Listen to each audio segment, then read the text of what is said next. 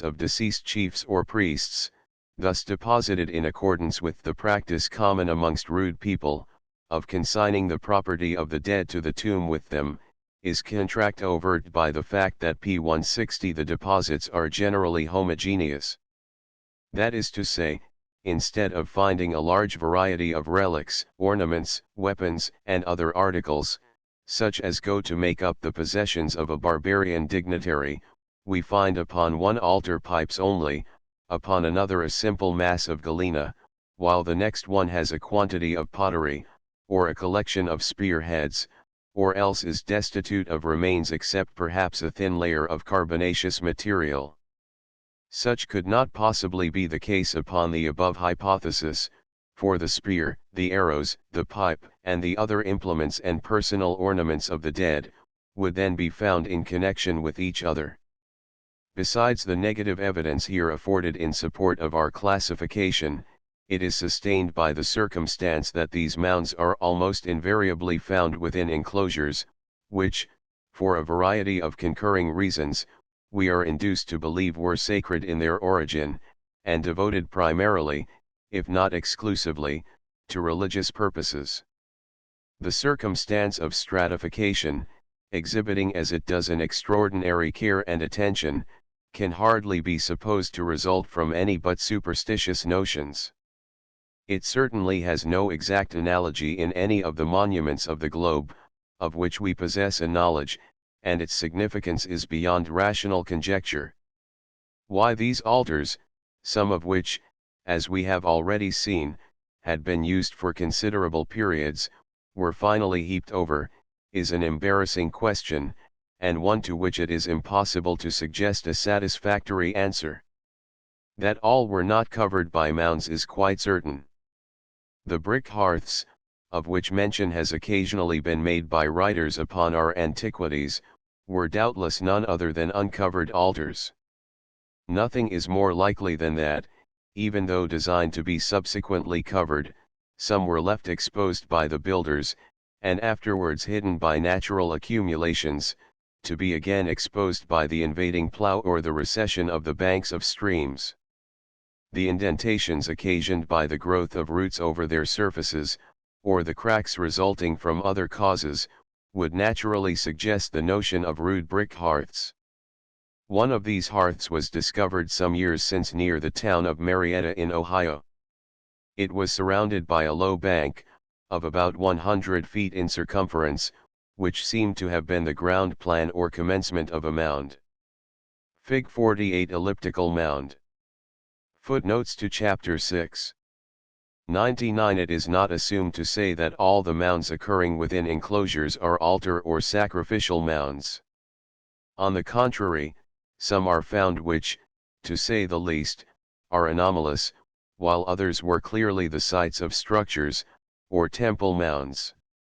100 Some of the mounds on the lower Mississippi, as we have already seen in the chapter on the aboriginal monuments of the southern states, are horizontally stratified, exhibiting numerous layers, from base to summit.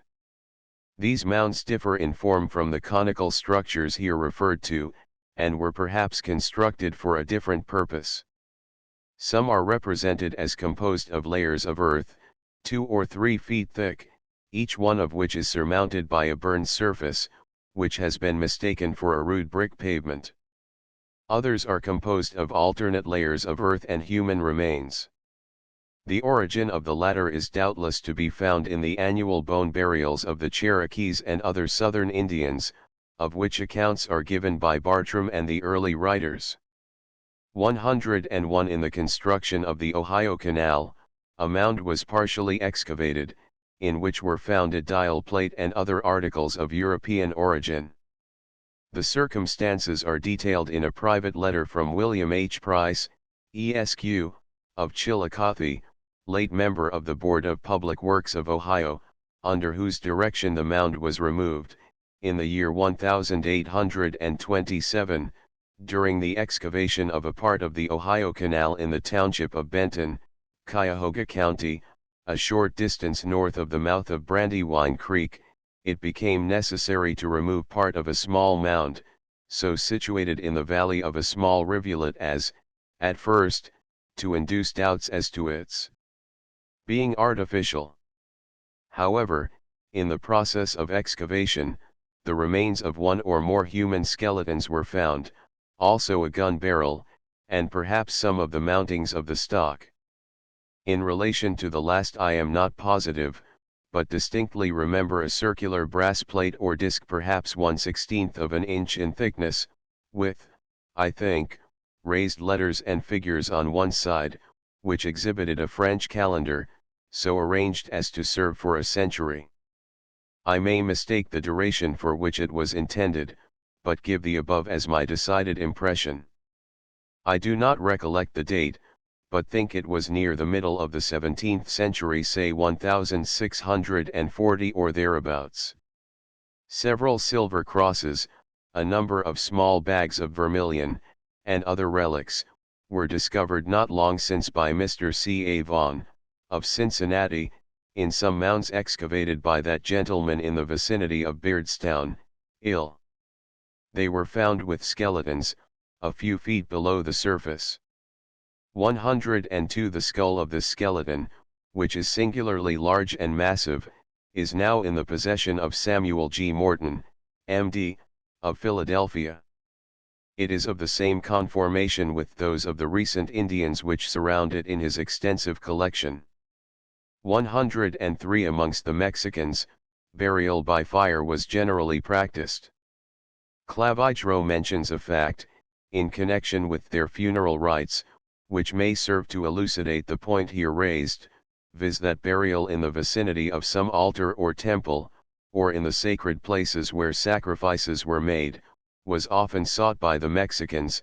There was no fixed place for burials. Many ordered their ashes to be buried near some temple or altar, some in the fields, and others in their sacred places in the mountains where sacrifices used to be made. The ashes of the kings and lords were, for the most part, deposited in the towers of the temples, especially those of the Greater Temple. Clavigero, American edition, Vol. 2. p. 108, Acosta in Purchas, Volume 3. p. 1029. p. 161 Chapter 7. Mounds of Sepulture. Fig. 49 Group of sepulchral mounds. Mounds of this class are very numerous.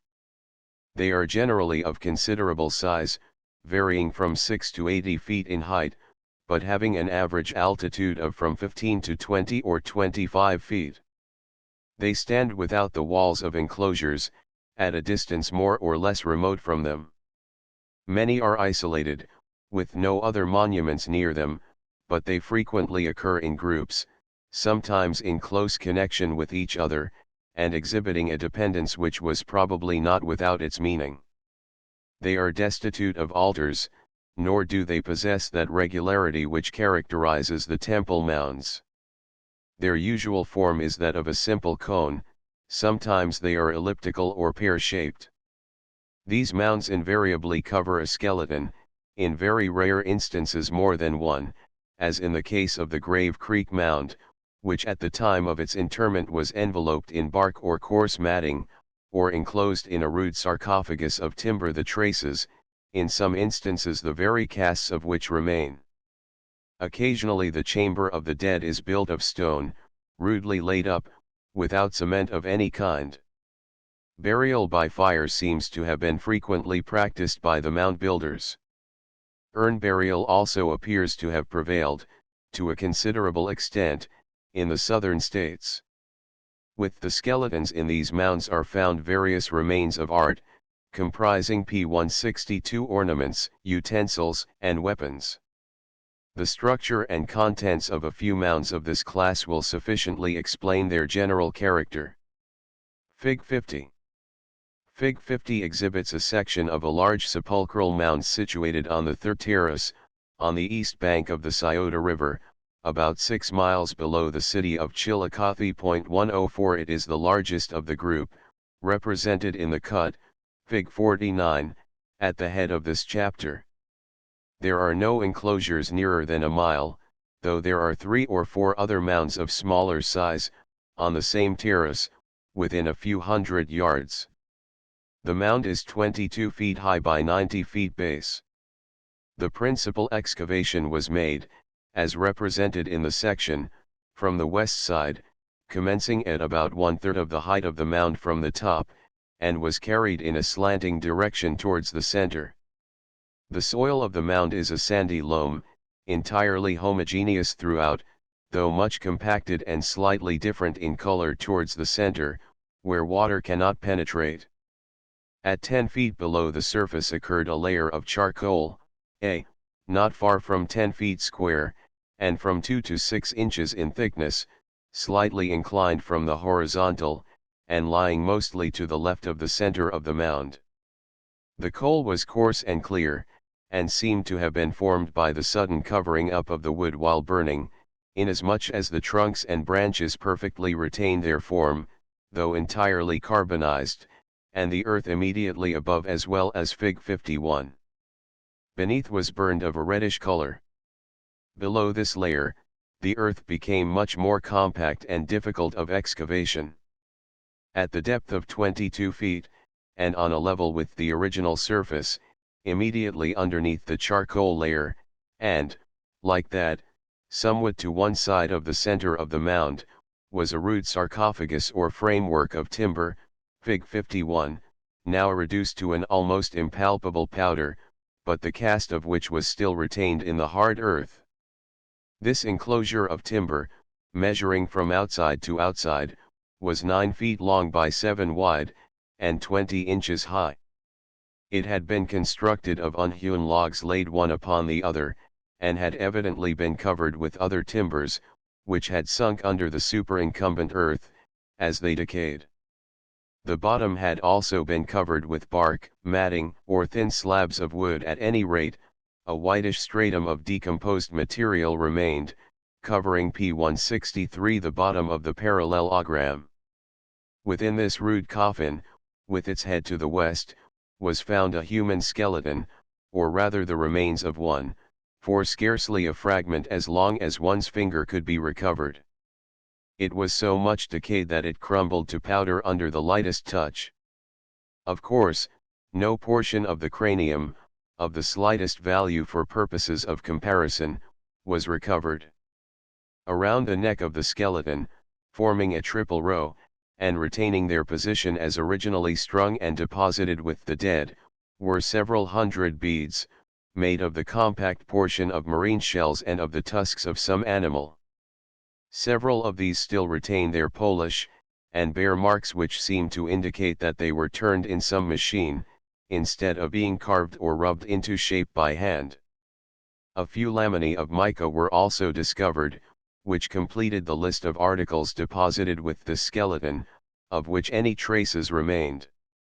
The feet of the skeleton were about in the center of the mound, a drift beyond it disclosed nothing new, nor was a corresponding layer of charcoal found on the opposite side of the mound. It is clear, therefore, that the tumulus was raised over this single skeleton. As a general rule, to which this mound furnished one of a very few exceptions, whatever occurs in the mounds, whether they be sepulchral or sacrificial in their purposes, is deposited immediately beneath the apex and on a level with the circumjacent plane. 105 The predominance of storms from a certain direction, and various other circumstances, may have contributed to alter the apparent center of the mound. In the case of a mound of this kind which was opened at Gallipolis on the Ohio River, the skeleton was found in a cyst, or chamber, excavated beneath the original surface. This can always be detected by a strongly marked line and the uniform drab color of the earth below it. The superstructure of the mounds is more or less mottled, as the materials entering into their composition are variant in character and color, a circumstance which has elsewhere been sufficiently explained. The charcoal layer is a frequent though by no means an invariable feature in mounds of this class, and would seem to indicate that sacrifices were made for the dead, or funeral rites of some description, in which fire performed a part, celebrated. This is further confirmed by the fact that fragments of bones and some few stone implements have been discovered in the layer of charcoal. The fire in every case was kept burning for a very little time, as is shown from the lack of ashes, and by the slight traces of its action left on the adjacent earth. That it was suddenly heaped over while glowing, is also certain. A smaller mound, standing close by the one above described, was also excavated, but without any satisfactory results. It is probable the investigation was not sufficiently thorough. P 164 Fig 52. Fig 52.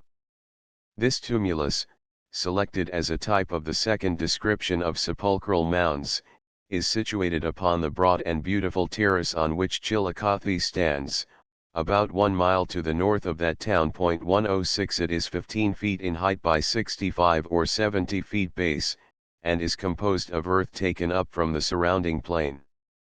A shaft 8 feet square was sunk from the apex. Nothing worthy of remark was observed in the progress of the excavation, until the skeleton at the base of the mound was reached. It was deposited with its head towards the south, and, unlike the one above described, had been simply enveloped in bark, Fig 53. Instead of having been enclosed in a chamber of timbers. The course of preparation for the burial seemed to have been as follows. The surface of the ground was first carefully leveled and packed, over an area perhaps 10 or 15 feet square. This area was then covered with sheets of bark, on which, in the center, the body of the dead was deposited, with a few articles of stone at its side, and a few small ornaments near the head. It was then covered over with another layer of bark, and the mound heaped above. This skeleton was better preserved than the one last mentioned, but not sufficiently well to be of much value for purposes of comparison. The skull was found broken into small fragments and completely flattened beneath the weight of the mound, which had been so great as to embed the bones in the original level, so that, when the fragments were removed, a nearly perfect mold of the skeleton was exhibited. The subject had been a man of the ordinary size, not exceeding 5 feet 10 inches in height.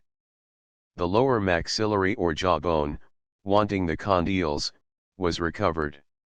It exhibited some remarkable features, which will be noticed elsewhere.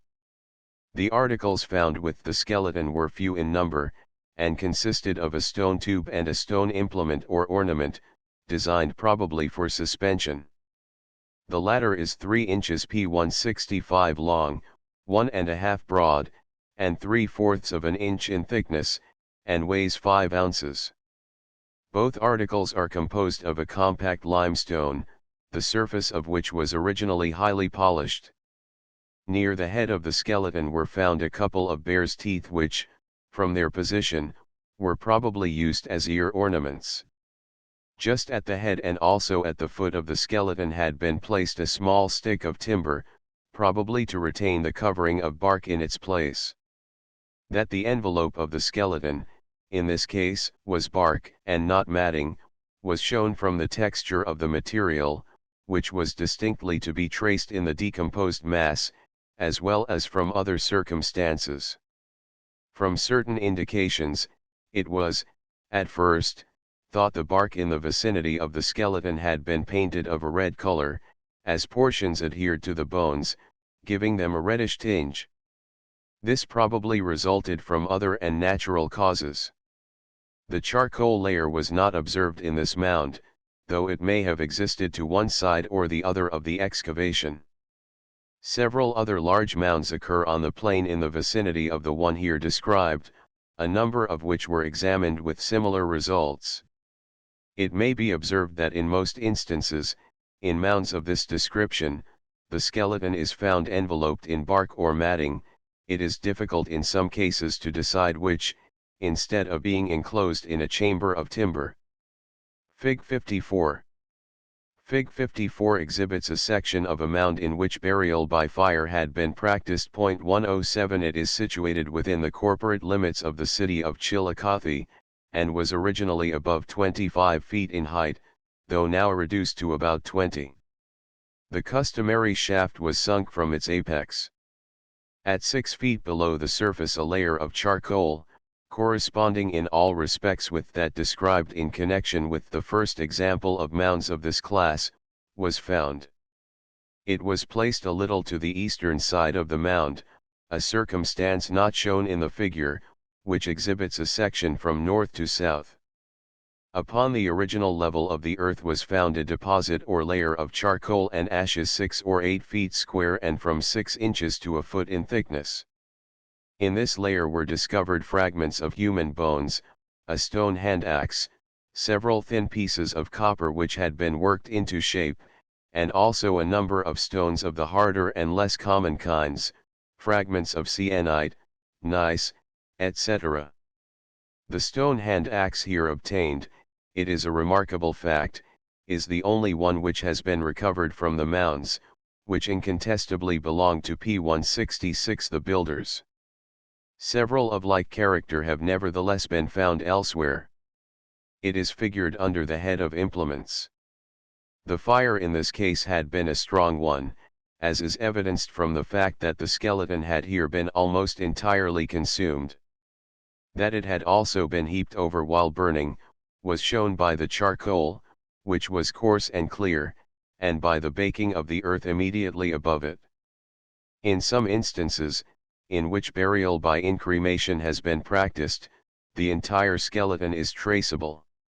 In such cases it has been observed that the charcoal occurs beneath as well as above the skeleton, demonstrating that the body had been placed upon a pyre of some sort before burning. Remains of art, for obvious reasons, are not abundant in this description of sepulchral mounds, nor is the supplementary charcoal layer of frequent occurrence. The gradual slope, resembling a graded way, upon the southern side of this mound, is a feature not easily explained. It would seem at first glance to be designed as a passage to the top. The more probable conclusion, however, is, that it is a supplementary mound, which by cultivation and the lapse of time has become so merged in the larger one at its side as not to be distinguishable from it. Sepulchral mounds of various sizes, joining and running into each other, are common. This mound is nearer to enclosures than any other of the class yet examined. Mounds of this, as well as of the first class, were often disturbed by the later Indians. Their remains are frequently found, in some cases in large quantities, as if the mound had been used for a long period as a general burial place. Such was the case with a large mound, situated 6 miles above the town of Chillicothe, in which a great number of burials had been made, at various depths, from 18 inches to 4 feet. The skeletons were, in places, 2 or 3 deep, and placed without arrangement in respect to each other. Some were evidently of a more ancient date than others, showing, from their condition as well as position, that they had been deposited at different periods. 1 or 2 were observed in which the skull had been fractured by blows from a hatchet or other instrument, establishing that the individual had met a violent death. With some, rude vessels of pottery and stone and bone implements had been deposited, and, in a small mound close by, a silver cross, of French origin, was discovered, all going to establish the comparatively recent date of these burials. In sinking a shaft 5 feet square, no less than 7 skeletons, the lowest about 4 feet from the surface, were exposed. Beneath all of these, at the depth of 14 feet and near the base of the mound, were found traces of the original deposit of the mound builders. In this case, had the investigation been less complete, it might have been concluded that this mound was a grand receptacle of the dead, and contained many thousand human skeletons. Another proof is here furnished of the necessity of thoroughness in explorations of this character, in order to arrive at correct conclusions. The ceremonies of interment, so far as we are enabled to deduce them from these monuments, were conducted with great regularity and system. None of those disturbances mentioned by various writers, where the remains seem to have been heaped together without order and without care, have been observed in the course of these investigations, except in cases where recent deposits had been made. P 167. On the contrary, all the circumstances seem to indicate that burial was a solemn and deliberate rite, regulated by fixed customs of, perhaps, religious or superstitious origin. It is possible that in certain cases, a special practice was prescribed. We may thus account for the presence or absence of the charcoal layers, and also for the practice of incremation in some instances and simple inhumation in others. 108. In a very few of the sepulchral mounds, a rude enclosure of stone was placed around the skeleton, corresponding to that of timber in others. No mounds possessing this peculiarity fell under notice during the investigations here recorded. There can, however, be no doubt of the fact. A mound within the limits of Chillicothe was removed a number of years since, in which a stone coffin, corresponding very nearly with the kist vine of the English antiquaries, was discovered. The stones are said to have been laid up with great regularity. 109. In some instances a pile of stones seems to have been heaped carelessly over the skeleton, in others it was heaped upon the timbers covering the sepulchral chamber, as in the mound at Grave Creek. Urn burial does not seem to have been practiced in the valley of the Ohio. It is nevertheless undoubted that in some of the southern states, by either the ancient races or the more modern Indians, burials of this character were frequent. This is sufficiently established by the discovery in the mounds and elsewhere, of earthen vessels containing human remains, generally but not always burned. In the mounds on the Wateree River, near Camden, South Carolina, ranges of vases, filled with human remains, were discovered. A detailed account of these is given by Dr. Blanding, in a preceding chapter. See page 106. When unburnt, the skeleton seemed to have been packed in the vase, after the flesh had decomposed. Sometimes, when the mouth of the vase is small, the skull is placed, face downwards, in the opening, constituting a sort of cover. Entire cemeteries have been found, in which urn burial alone seems to have been practiced. Such a one was accidentally discovered, not many years since, in St. Catherine's Island, on the coast of Georgia. The vases were coarse in material, of rude workmanship, from 18 to 20 inches in height, and filled with burned human bones. One of the vases from this locality is now deposited in the Museum of the Georgia Historical Society. 110 p. 168. The relics of art found in these mounds possess great uniformity of character. Personal ornaments are most common, such as bracelets, perforated plates of copper, and beads of bone, ivory, shell, or metal. Few weapons, such as spear or arrow points, are found. Stone implements are more common. Many of these articles are identical with those found in mounds of the first class. Plates of mica are of frequent occurrence, they are sometimes of large size and considerable thickness. Instances are known in which this material has been found in vast quantities, dispersed over and sometimes completely covering the skeleton. It seems not unlikely that a degree of superstitious regard attached to it, or that it was sacred to certain purposes. The plates are often cut into regular figures, discs, ovals, etc. Vases of pottery are occasionally, but not often, found. Of all these varieties of relics appropriate notice will be taken in a subsequent chapter. In all of the sepulchral mounds opened and examined in the course of these investigations, with a single exception, the human remains have been found so much decayed as to render any attempt to restore the skull, or indeed any portion of the skeleton, entirely hopeless. With this experience, it is considered extremely doubtful whether any of the numerous skulls which have been sent abroad and exhibited as undoubted remains of the mound builders, were really such. A few are possibly genuine, this can only be determined by a full understanding of the circumstances under which they were obtained. The fact that they were found in the mounds, in view of the variety of deposits which have been made at different periods, is hardly presumptive evidence that they belong to the builders. Considering that the earth around these skeletons is wonderfully compact and dry, and that the conditions for their preservation are exceedingly favorable, while they are in fact so much decayed, we may form some approximate estimate of their remote antiquity.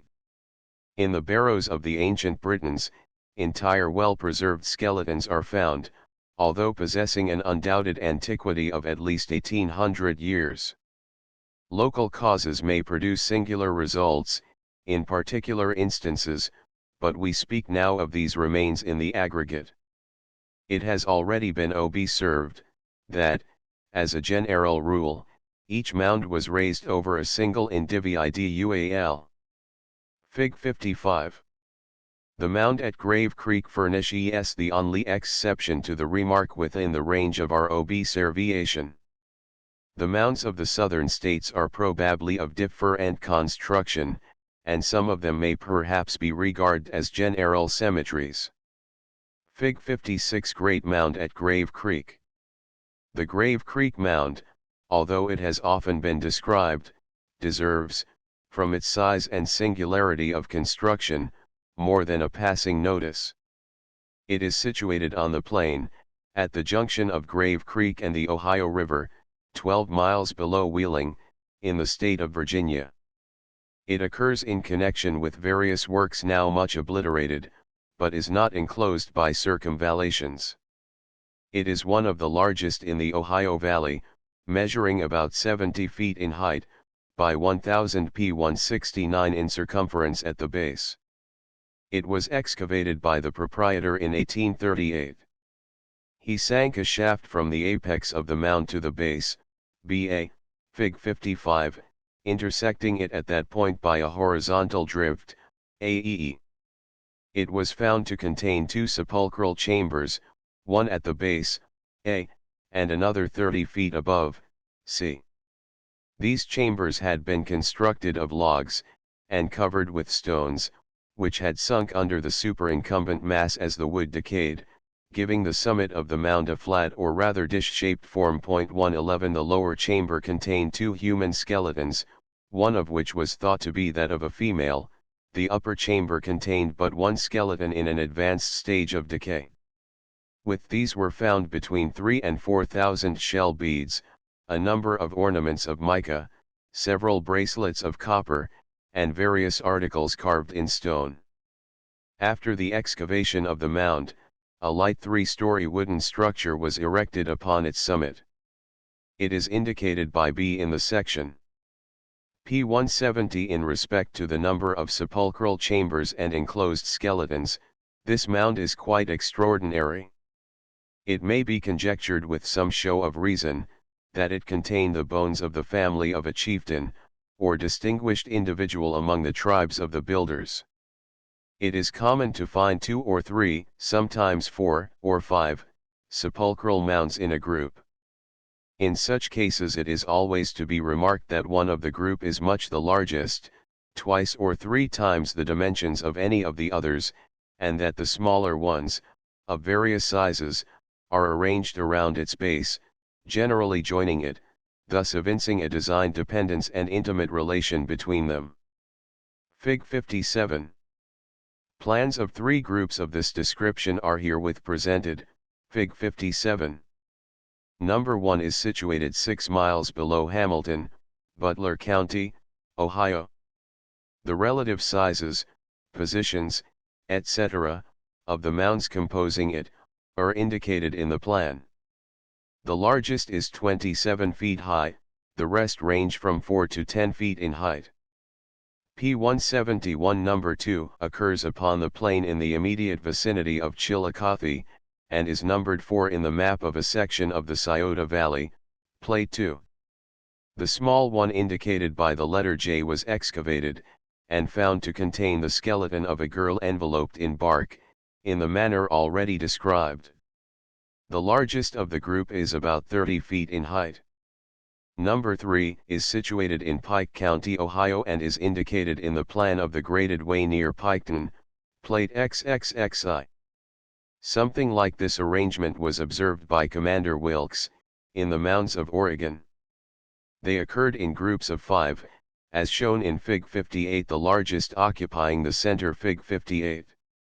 May we not conclude that these groups are family tombs, the principal mound containing the head of the family, the smaller ones its various members?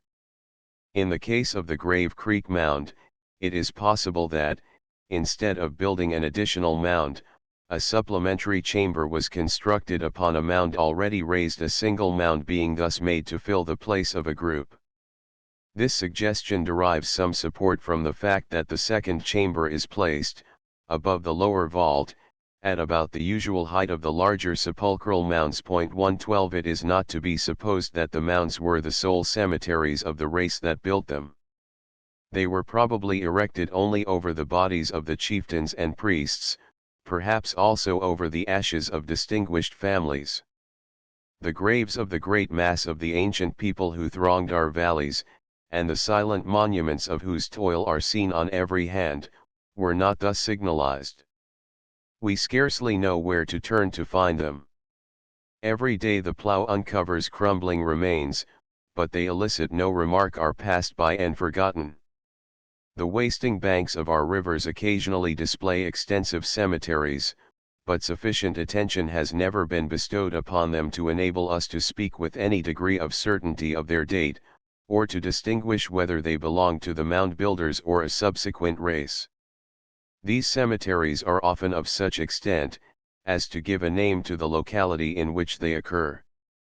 Thus we hear, on the Wabash, of the Big Bone Bank, and the Little Bone Bank, from which, it is represented, the river annually washes many human skeletons, accompanied by numerous and singular remains of art, among which are more particularly mentioned vases and other vessels of pottery, of remarkable and often fantastic form. At various places in the states north of the Ohio, thousands of graves are said to occur, placed in ranges parallel to each other. The extensive cemeteries of Tennessee and Missouri have often been mentioned, and it has been conjectured that the caves of Kentucky and Ohio were grand depositories of the dead of the ancient people. We have, however, nothing at all satisfactory upon the subject, p. 172, which still continues to invite investigation. It is not improbable that many of the dead were burned, and that their ashes were heaped together, constituting mounds. Such an inference may not unreasonably be drawn from certain facts which will be presented when we come to speak of the anomalous or unclassified mounds. It may, however, be remarked in this connection, that no very distinct traces of the ancient burial places can be expected to be found. If, from the mounds where, from their protection from the action of moisture and other decomposing causes, the enclosed remains would be most likely to be well preserved, it is found almost impossible to recover a single entire bone, it is not to be wondered at that the remains of the common dead are now nearly or quite undistinguishable from the mold which surrounds them. The apparent absence therefore of any general cemeteries of the era of the mounds, may be regarded as another and strong evidence of the remote antiquity of the monuments of the West. It should be remarked before proceeding further, that the position of the mound skeletons, in respect to the east or any other point of the compass, is never fixed. They are nearly always found disposed at length, with their arms carefully adjusted at their sides. None have been discovered in a sitting posture, except among the recent deposits, and, even among these, no uniformity exists. Some are extended at length, others lie upon their sides bent nearly double, others still in a sitting posture, and in a few cases it seems that the bones, after the decomposition of the flesh, had been rudely huddled together in a narrow grave. 113 Footnotes to Chapter 7. 104 Numbered 1, in the map of a section of 12 miles of the Scioto Valley, Plate 2. 105 In the investigation of barrows, marks of interment are frequently found near the surface, but investigation must not terminate upon such a discovery. Experience has convinced me that these were subsequent interments, and that the primary deposit was always laid on the floor of the barrow, or within a cyst in the native soil Sir R.C. Hoare on the barrows and tumuli of Great Britain. 106 numbered 2 in map plate 2. 107 numbered 3 in the map, plate 2. 108 among the ancient Mexicans the dead were burned, except in cases where death had been caused by leprosy or other incurable disease of that order. Boys under 17 years of age were also denied that sacred rite. The Hurons, on the other hand, burned the bodies of those who had been drowned or killed by lightning. 109 This feature was remarked by Mr. Lesueur, in some of the mounds opened by him, in the vicinity of New Harmony, Indiana. He found, at the base of several, a level space, upon which was a right-angled, oblong parallelogram, formed of flat stones, set edgewise and covered over with similar stones. Some decayed bones were found in them. Travels in North America by Prince Maximilian, p. 80. 110 Reverend W. M. B. Stevens, Athens, GA 111 In the construction of this mound the builders had availed themselves of a small natural elevation, above which the tumulus was raised. The vaulta had been sunk in this elevation. It was an exact parallelogram, constructed by setting upright timbers around the sides and covering these with logs placed horizontally, above which were piled a quantity of loose stones. The second vault appears to have been smaller than the first, but corresponded with it in structure. For detailed descriptions of this mound and its contents, see an account by Dr. Clemens, published in 1839, in Morton's Crania Americana, p. 221, by the proprietor of the mound, Mr. Tomlinson, in the American Pioneer for 1843, Volume 2. Pages 195 to 203, and by Henry R. Schoolcraft, Esq., in the first volume of the Transactions of the American Ethnological Society, 1846. It should be remarked that some discrepancies exist between these several accounts. That of Dr. Clemens, which is the earliest, states that in carrying in the horizontal excavation, at the distance of 12 or 15 feet, were found numerous masses composed of charcoal and burnt bones. Before reaching the center, a passageway was discovered to a vault at the base. This passage had an inclination of 10 or 15 degrees, and had been covered with timbers, of which the impression in the earth alone remained. The vault itself appeared to have been covered with timbers and loose stones. After removing all the rubbish from the vault, 2 skeletons were found, one on the east, the other on the west side. The former was the smaller and more perfect of the two. On reaching the lower vault from the top, it was determined to enlarge it for the accommodation of visitors.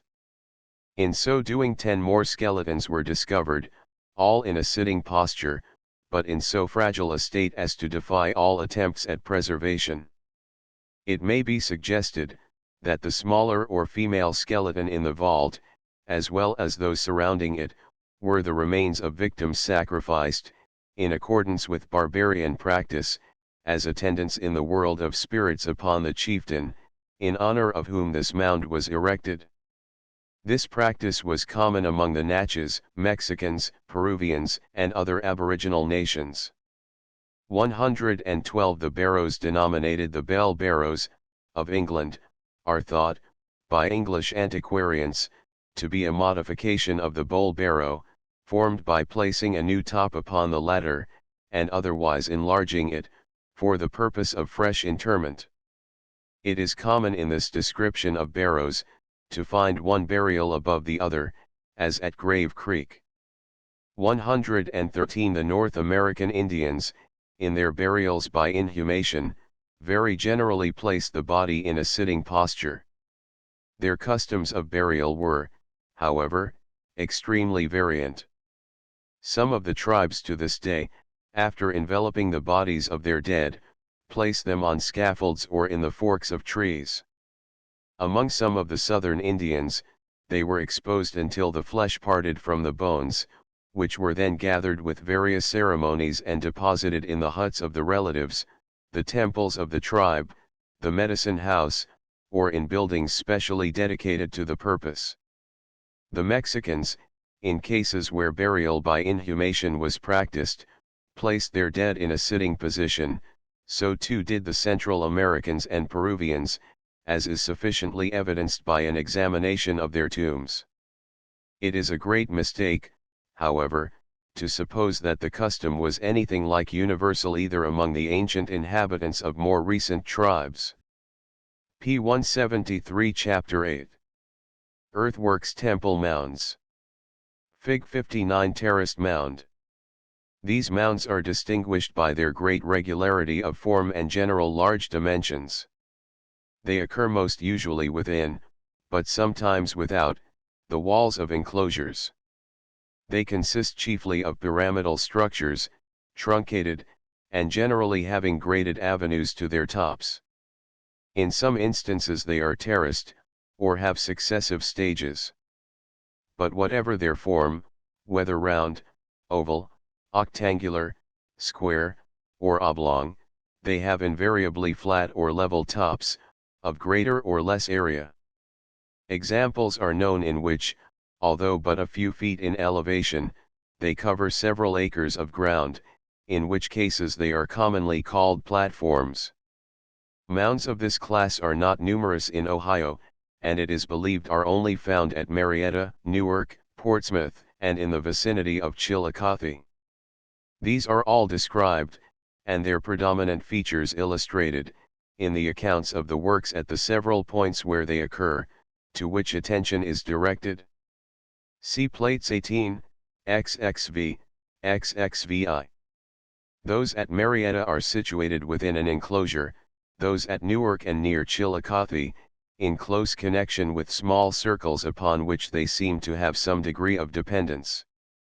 So far as ascertained, they cover no remains, and seem obviously designed as the sites of temples or of other structures which have passed away, or as high places for the performance of certain ceremonies. The likeness which they bear to the teocallis of Mexico is striking, and suggestive of their probable purposes. In addition to the pyramidal structures here noticed, there are others somewhat P 174 different in their forms, but which were undoubtedly appropriated to the same purpose. The mound embraced in the circular work connected with the Portsmouth group, is an example. See Plate XXVIII.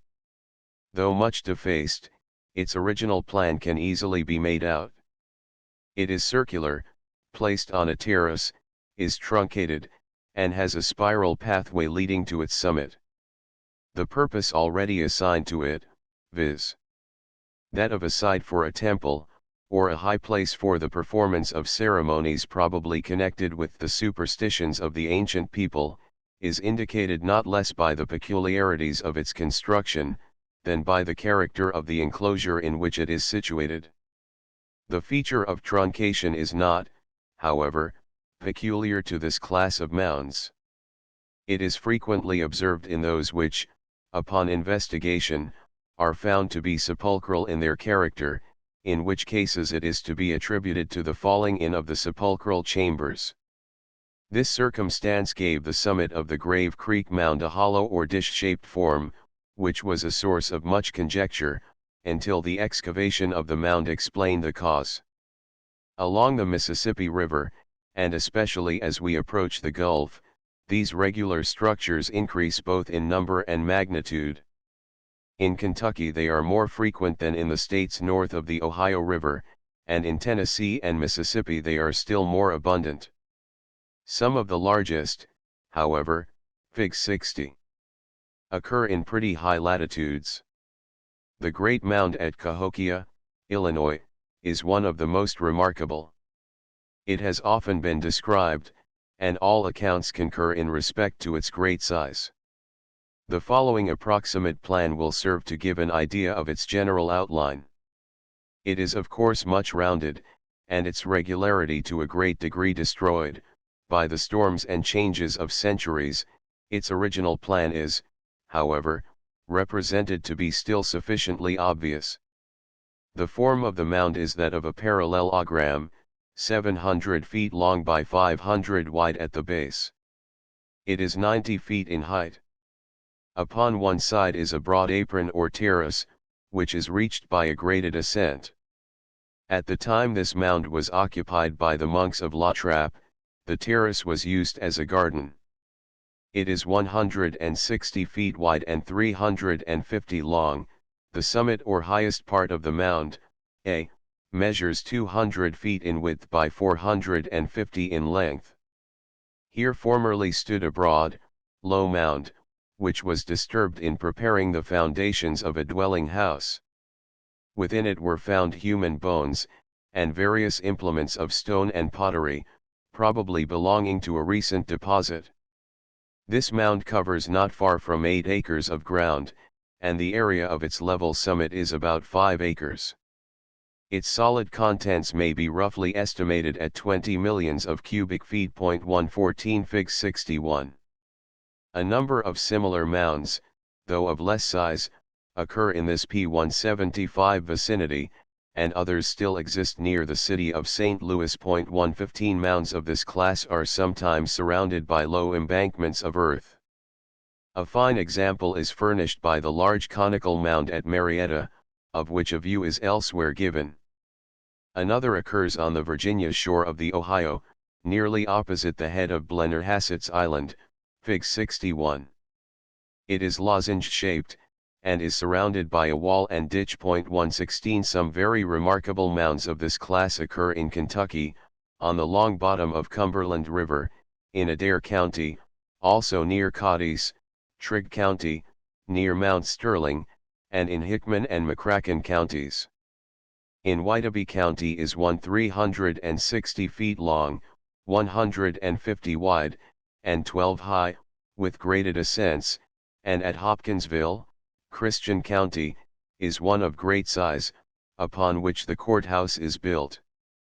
In Bradford County, Tennessee, several extensive terraces or platforms of earth are said to exist, one of which is represented to cover 3 acres. 6 miles southwest of Paris, Henry County, is a terrace 4 or 5 feet high and 200 feet square. It serves as the site of a dwelling. Similar ones are numerous on Old Town Creek, 9 or 10 miles westward of Paris. There are others on the banks of the Cumberland River between Palmyra and Clarksville, and a number occur in the vicinity of Knoxville. Some of large size are found in Missouri, at New Madrid, St. Genevieve, and other places. Fig 62. A section from east to west of a large mound in Clark County, Tennessee, not far from Fig 62. Claiborne. It is situated on a hill, and is 50 feet in height by 450 in diameter at the base. It is truncated, and has a level area at its summit about 100 feet in circumference. It is also terraced and has 10 stages, each of which is not far from 5 feet above the other. The terraces are covered with turf, but the slopes exhibit the naked white clay of which the mound is composed. The stages are interrupted on the eastern side, where there is a graded ascent. 117 P176 Fig 63. This remarkable mound or terrace occurs near Lovedale, Woodford County, Kentucky. It is octagonal in form, measuring 150 feet on each side. Fig 63. It has 3 graded ascents, one at each of the northern angles and one at the middle of the western side. It is but little more than 5 feet in height. Upon it are 2 conical mounds, as shown in the plan, and also the dwelling house of the proprietor. Some distance to the northward of this terrace are a number of large and deep pits, from which the material for its construction was probably taken. 118 Fig 64.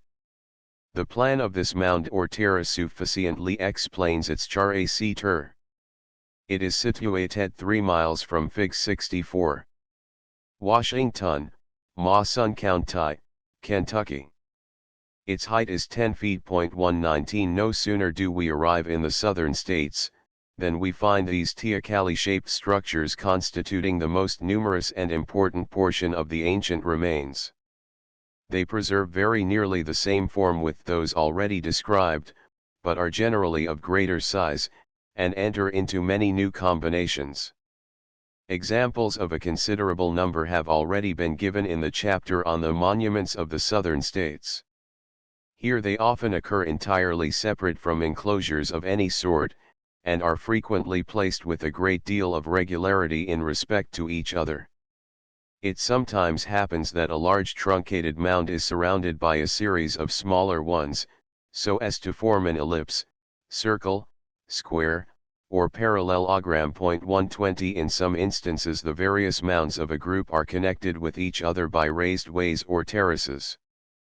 Many of the temple mounds of the south are circular, most have graded ascents, and a few have a low wall enclosing the level area at their tops.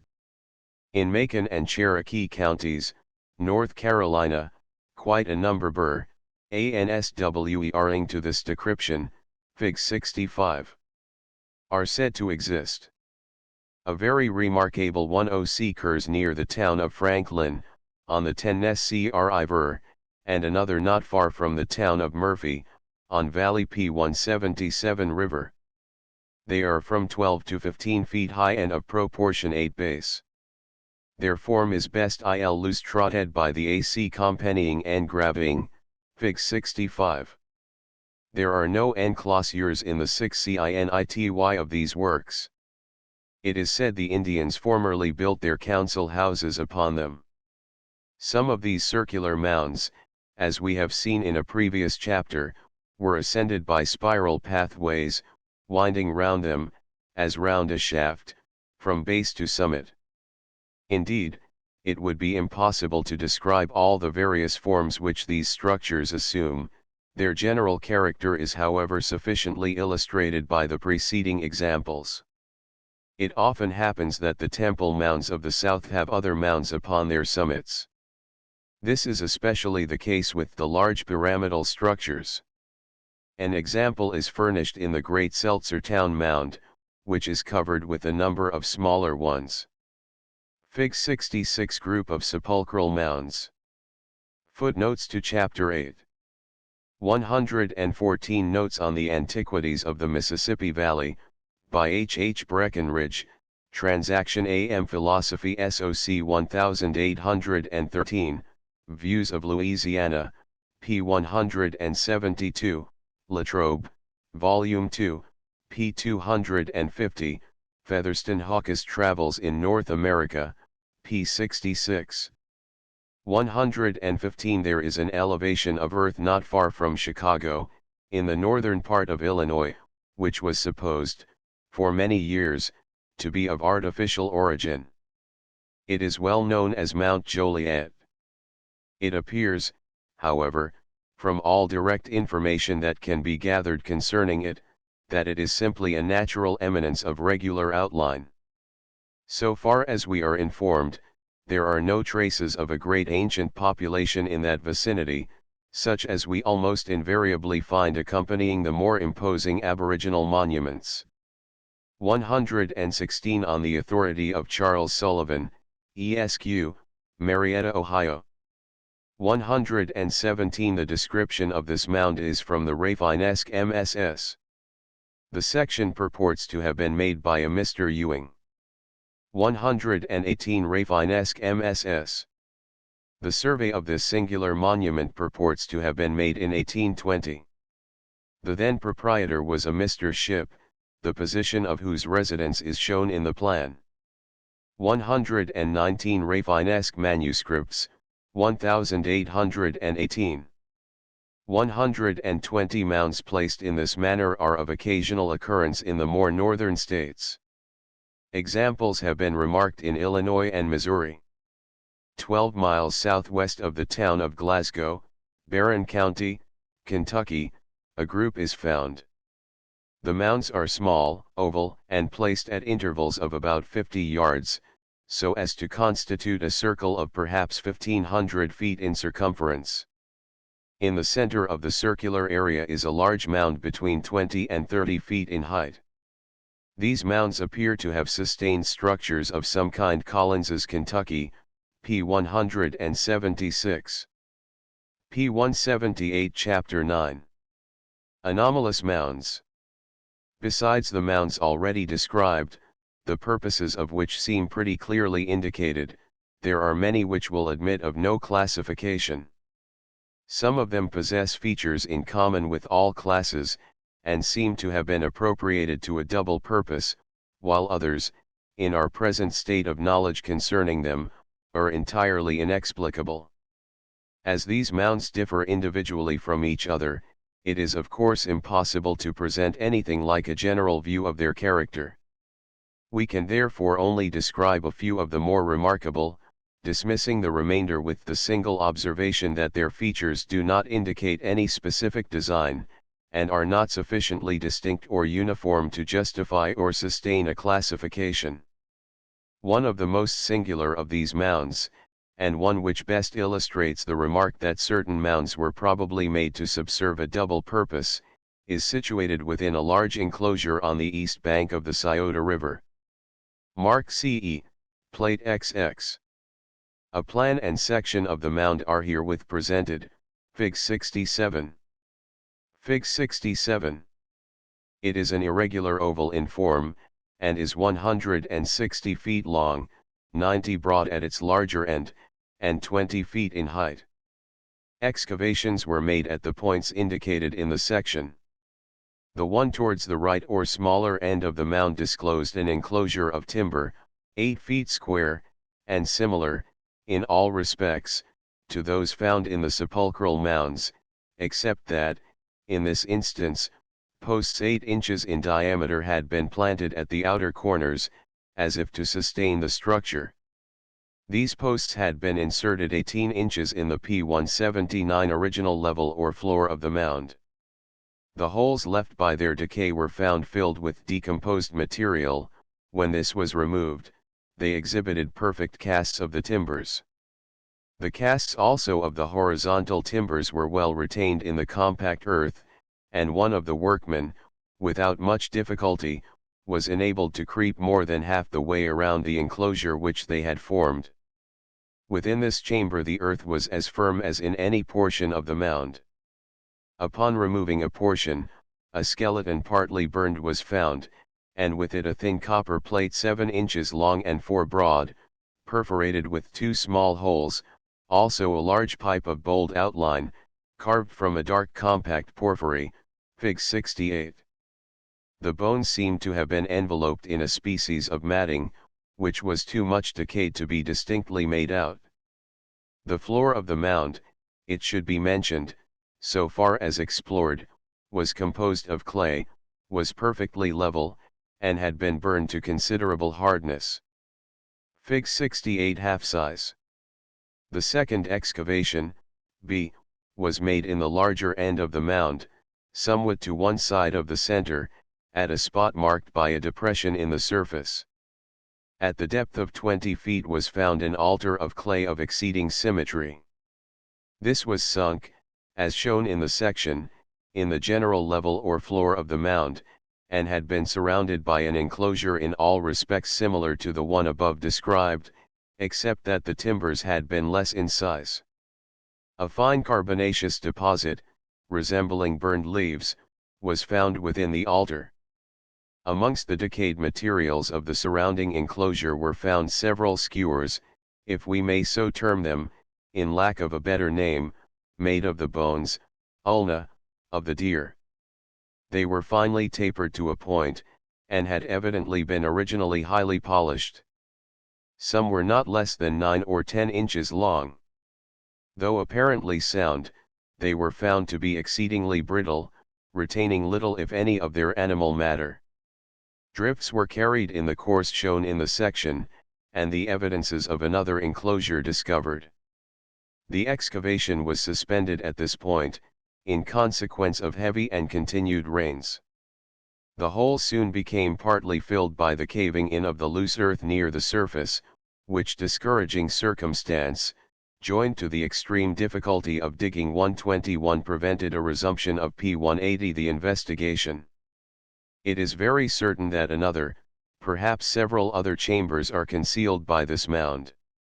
The surface of this mound was covered with the layer of pebbles and coarse gravel already mentioned as characterizing the mounds of the first class, but the sand strata were absent. Around the base had been laid, with some degree of regularity, a large quantity of flat stones, constituting a sort of wall for the better support of the earth. These stones must have been brought from the hills, which are here nearly half a mile distant. Why the altar as well as the skeleton had been enclosed, and why the floor of the mound had been so carefully levelled, cast over with clay, and then hardened by fire, are questions which will probably remain unanswered and unexplained unless future investigations serve further to elucidate the mystery of the mounds. At any rate, this singular mound can prove no greater puzzle to the reader than it has to the authors of these inquiries. A detached mound stands on the bank of Walnut Creek, about 3 miles below the one just described, which is entirely anomalous in its character. It is about 9 feet in height by 40 base. The following section will best explain its construction. Fig. 69. The principal portion of the mound, which is darkly shaded in the section, resembles long exposed and Fig. 69. Highly compacted ashes, and is intermingled with specks of charcoal, small bits of burned bones, and fragments of sandstone much burned. Beneath this, and forming the nucleus as it were of the entire mound, is a mass of very pure white clay, of somewhat regular outline, but whether this regularity was accidental or designed, it is not undertaken to say. The clay rested upon the original soil, and did not appear to have been subjected in any degree to the action of fire. The carbonaceous deposit, if we may so regard it, seems from this circumstance to have been brought here and not to have been produced by burning on the spot. The mound could not possibly have been designed for a lookout, inasmuch as it stands immediately at the base of the tablelands, and commands but a very limited view. Two other mounds, numbered 6 and 7 in the map, Plate 2, exhibited some features in common with the one last mentioned, though neither had the clay deposit at the base. After penetrating a foot or 20 inches into these, traces of ashes and other carbonaceous matter, with here and there small quantities of burned bones in fine fragments, became abundant. Indeed, the remainder of the mound seemed entirely constituted of such materials. In some instances, if not in all, the fragments of calcined bones were of the human skeleton. It has been suggested that these mounds were composed of the ashes of the dead, burned elsewhere, but finally thus heaped together. It is not impossible that such was the case in a few instances, though mounds possessing these features are too few in number and too small in size to justify the conclusion that such was the general custom. A number of mounds, principally within enclosures, have been examined, which exhibited only a level, hard-packed area at their base, thinly covered with a P181 fine-grained, carbonaceous material similar to that which is sometimes found on the altars, and which has several times been described as resembling burned leaves or straw. It has been suggested that sacrifices or offerings of vegetables or the first fruits of the year were sometimes made, of which these traces alone remain. In one or two small mounds, deposits of arrow or spear points of flint have been found. The little mound number 8 in the map, Plate 2, contained a pile in its center of 20 or more, each one broken into 2 or 3 pieces. They had not been exposed to the action of fire. In shape they are singular, differing materially from those usually found scattered over the fields, and are exceedingly thin and well wrought. It is fruitless to conjecture why they were thus broken up, or why indeed the simple deposit was made at all. A few small mounds have been observed composed entirely of pebbles, of the average size of one's fist, unmixed with earth, excepting what had gradually accumulated over them. Several of those surrounding the great work on Paint Creek, Plate XXI, number 2, are of this description, and are supposed, by the residents of the vicinity, to be the missiles of the ancient people, thus conveniently deposited for use in case of an attack upon the supposed fortress. Unfortunately for this hypothesis, the magazines are outside of the walls. It would prove an almost endless and perhaps an entirely unprofitable task to describe the peculiarities of individual mounds, not referable to either of the grand classes already noticed. Most of them appear inexplicable, not more so, however, than did the sacrificial or altar mounds when first noticed, and it is likely that more extended investigations may also serve to explain their purposes. The examples above presented are adduced to show that, while the leading purposes of the mounds, of Ohio at least, have been detected and settled, there is yet much left for future explorations to determine. Mounds of observation. It has already been several times remarked, that the most commanding positions on the hills bordering the valleys of the West, are often crowned with mounds, generally of intermediate, but sometimes of large size, suggesting at once the purposes to which some of the cairns or hill mounds of the Celts were applied, namely, that of signal or alarm posts. Ranges of these mounds may be observed extending along the valleys for many miles. Between Chillicothe and Columbus, on the eastern border of the Scioto Valley, not far from 20 may be selected, so placed in respect to each other, that it is believed, if the country were cleared of forests, signals of fire might be transmitted in a few minutes along the whole line. On a hill opposite Chillicothe, nearly 600 feet in height, the loftiest in the entire region, one of P182, these mounds is placed. After the fall of the leaves in autumn, it is a conspicuous object from every work laid down on the map of a section of 12 miles of the Scioto Valley, to which such frequent reference has been made, as well as from other works not exhibited in the map. It is indicated by the figure 5 in this map. A fire built upon it would be distinctly visible for 15 or 20 miles up, and an equal distance down the valley, including in its range the Circleville Works, 20 miles distant, as also for a long way up the broad valleys of the two Paint Creeks, both of which abound in remains, and seem to have been especial favorites with the mound builders. In the map of 6 miles of the Miami Valley, Plate 3, a similar feature will be observed. Upon a hill 300 feet in height, overlooking the Coleraine work, and commanding an extensive view of the valley, are placed two mounds, which exhibit in connection with other circumstances not entirely consistent with the conclusion that they were simple signal stations, strong marks of fire on and around them. Similar mounds occur, at intervals, along the Wabash and Illinois rivers, as also on the upper Mississippi, the Ohio, the Miamis, and the Scioto. On the high hills overlooking the Portsmouth and Marietta works, plates XXVI and XXVII, mounds of stone are situated. Those at the former place exhibit evident marks of fire.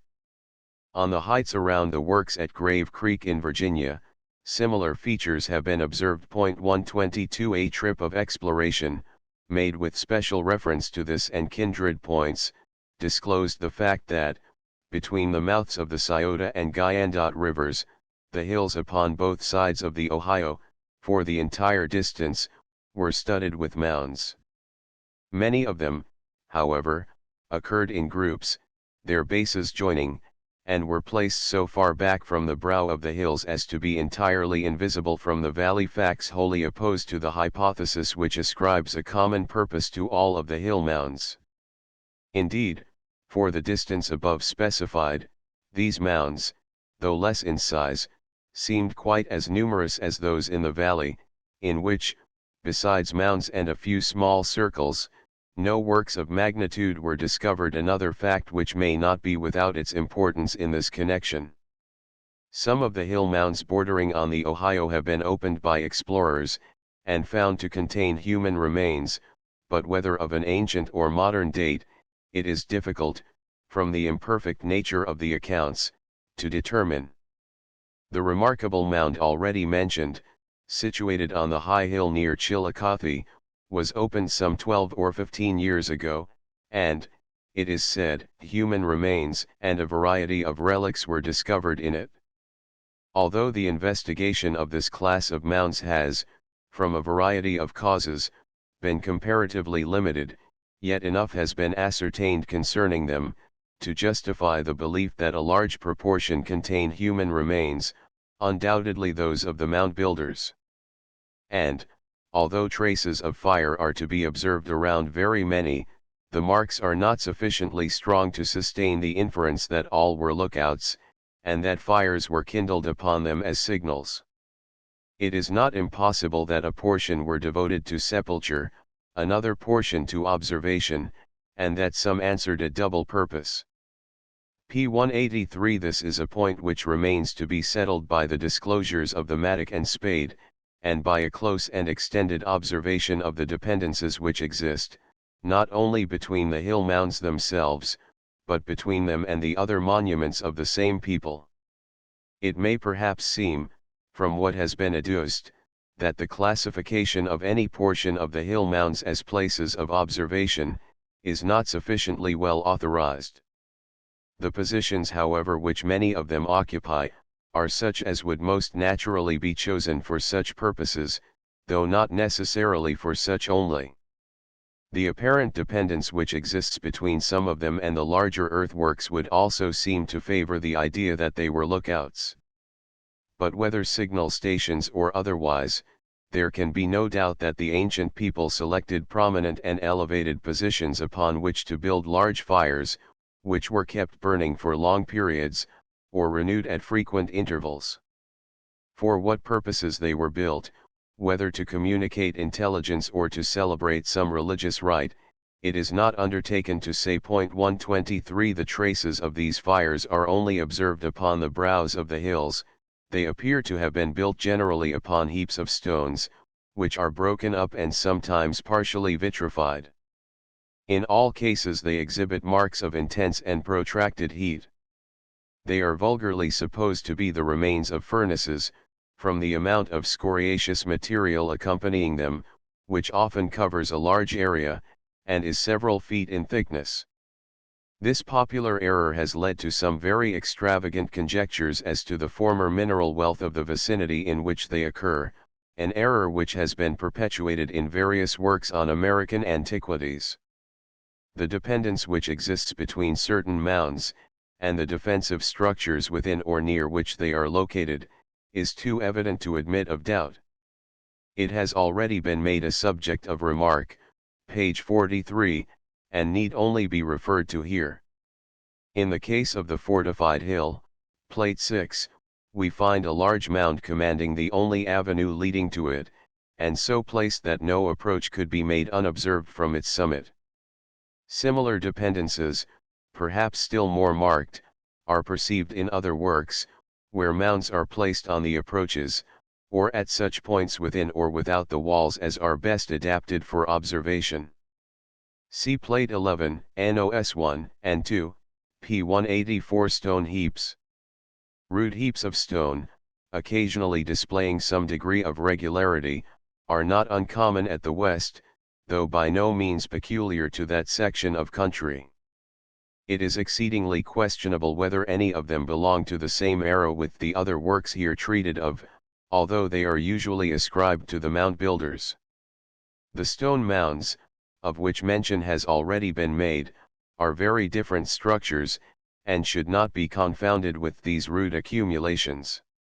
One of the most remarkable stone heaps observed in the course of these investigations, is situated upon the dividing ridge between Indian and Crooked Creeks, about 10 miles southwest of Chillicothe, Ohio. It is immediately by the side of the old Indian trail which led from the Shawanoe towns, in the vicinity of Chillicothe, to the mouth of the Scioto River, and consists of a simple heap of stones, rectangular in form, and measuring 106 feet in length by 60 in width, and between 3 and 4 in height. The stones are of all sizes, from those not larger than a man's head, to those which can hardly be lifted. They are such as are found in great abundance on the hill slopes, the fragments or debris of the outcropping sandstone layers. Some are water-worn, showing that they were brought up from the creek, nearly half a mile distant, and although they were disposed with no regularity in respect to each other, the heap was originally quite symmetrical in outline. The stones have been thrown out from the center, and an excavation of considerable depth made in the earth beneath, but without results. The heap is situated upon the highest point of land traversed by the Indian Trail, upon the watershed, or dividing ridge, between the streams which flow into Brush Creek on the one side, and the Scioto River on the other. Another heap of stones of like character, but somewhat less in size, is situated upon the top of a high, narrow hill, overlooking the small valley of Salt Creek, near Tarleton, Pickaway County, Ohio. It is remarkable as having large numbers of crumbling human bones, to say nothing of living black snakes intermingled, apparently without order, with the stones. A very extensive prospect is had from this point. Upon the slope of a lower hill nearby, appears to have been formerly an Indian village. Many rude relics are uncovered on the spot, by the plow. Smaller and very irregular heaps are frequent amongst the hills. They do not generally embrace more than a couple of cartloads of stone, and almost invariably cover a skeleton. Occasionally the amount of stones is much greater. Rude implements are sometimes found with the skeletons. A number of such graves have been observed near Sinking Springs, Highland County, Ohio, also in Adams County in the same state, and in Greenup County, Kentucky, at a point nearly opposite the town of Portsmouth on the Ohio. Heaps of similar character are found in the Atlantic states, where they were P-185 raised by the Indians over the bodies of those who met their death by accident, or in the manner of whose death there was something unusual. Dwight, in his travels, mentions a heap of stones of this description which was raised over the body of a warrior killed by accident, on the old Indian Trail between Hartford and Farmington, the seat of the Tunxus Indians, in Connecticut. Traces of a similar heap still exist on the old trail between Schenectady and Cherry Valley in New York, with which a like tradition is connected. They were not raised at once, but were the accumulations of a long period, it being the custom for each warrior as he passed the spot to add a stone to the pile. Hence the general occurrence of these rude monuments near some frequented trail or path. Fig 70 Conical Mound. Footnotes to Chapter 9. 121 The difficulty of carrying on investigations in the large mounds cannot be readily appreciated. The earth is always so compact as to require, literally, to be cut out. It has then to be raised to the surface, a task of great labor, and only accomplished by leaving stages in the descent and throwing the earth from one to the other, and finally to the surface. 4 industrious men were employed not less than 10 or 12 days in making the excavations in this mound alone. 122 Transactions of the American Ethnological Society, Volume IP 409. 123 When Lieutenant Fremont penetrated into the fastnesses of Upper California, where his appearance created great alarm among the Indians, he observed this primitive telegraphic system in operation. Columns of smoke rose over the country at scattered intervals, signals by which the Indians, here as elsewhere, communicate to each other that enemies are in the country. It is a signal of ancient and very universal application among barbarians. Fremont's second expedition, p. 220. p. 186 Chapter X Remains of art found in the mounds. The condition of the ordinary arts of life amongst a people capable of constructing the singular and imposing monuments which we have been contemplating, furnishes a prominent and interesting subject of inquiry. The vast amount of labor expended upon these works, and the regularity and design which they exhibit, taken in connection with the circumstances under which they are found, denote a people advanced from the nomadic or radically savage state. In short, a numerous agricultural people, spread at one time, or slowly migrating, over a vast extent of country, and having established habits, customs, and modes of life. How far this conclusion, for the present hypothetically advanced, is sustained by the character of the minor vestiges of art, of which we shall now speak, remains to be seen.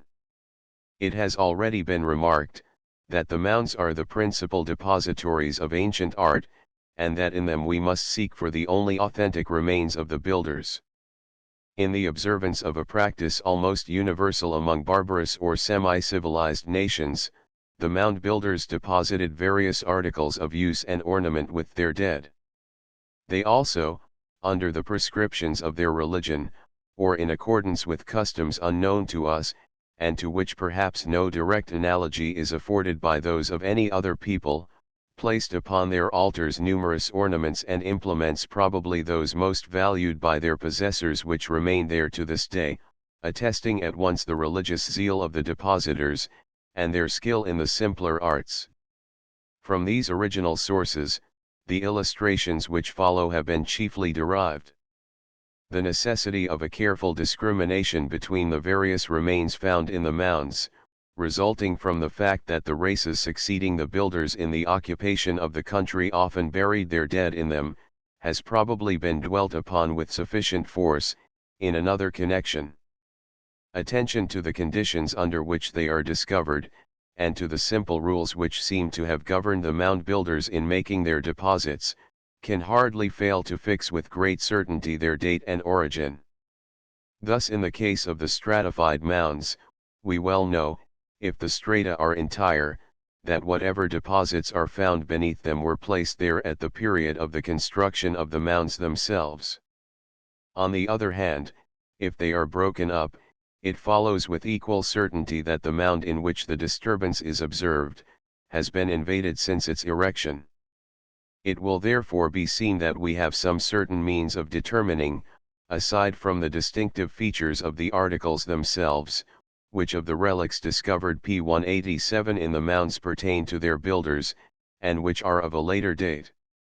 Hence results the importance of knowing the history of those relics which may fall under notice, and the circumstances attending their discovery, in order to feel authorized in drawing conclusions from them. Their true position satisfactorily ascertained, we proceed with confidence to comparisons and deductions, which otherwise, however ingenious and accurate they might appear, would necessarily be invested with painful uncertainty. From want of proper care in this respect, there is no doubt that articles of European origin, which, by a very natural train of events, found their way to the mounds, have been made the basis of speculations concerning the arts of the mound builders. To this cause we may refer the existence of the popular errors, that the ancient people were acquainted with the uses of iron, and understood the arts of plating, gilding, etc. Hence, too, the value of systematic investigations, conducted on the spot, if we would aim to throw any certain light upon this branch of inquiry, or do more than excite an ignorant wonder or gratify an idle curiosity. The general character of this class of remains has already been indicated. They are such only as, from the nature of their material, have been able to resist the general course of decay. Articles of pottery, bone, ivory, shell, stone, and metal. We can, of course, expect to find no traces of instruments or utensils of wood, and but few and doubtful ones at best, of the materials which went to compose articles of dress. Such remains as are found, so far as their purposes are apparent, are classified, the remainder are so arranged as best to facilitate description.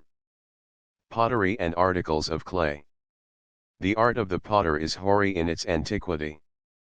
It seems to have been the first domestic art practiced by man, and the worker in clay may be esteemed the primitive artisan.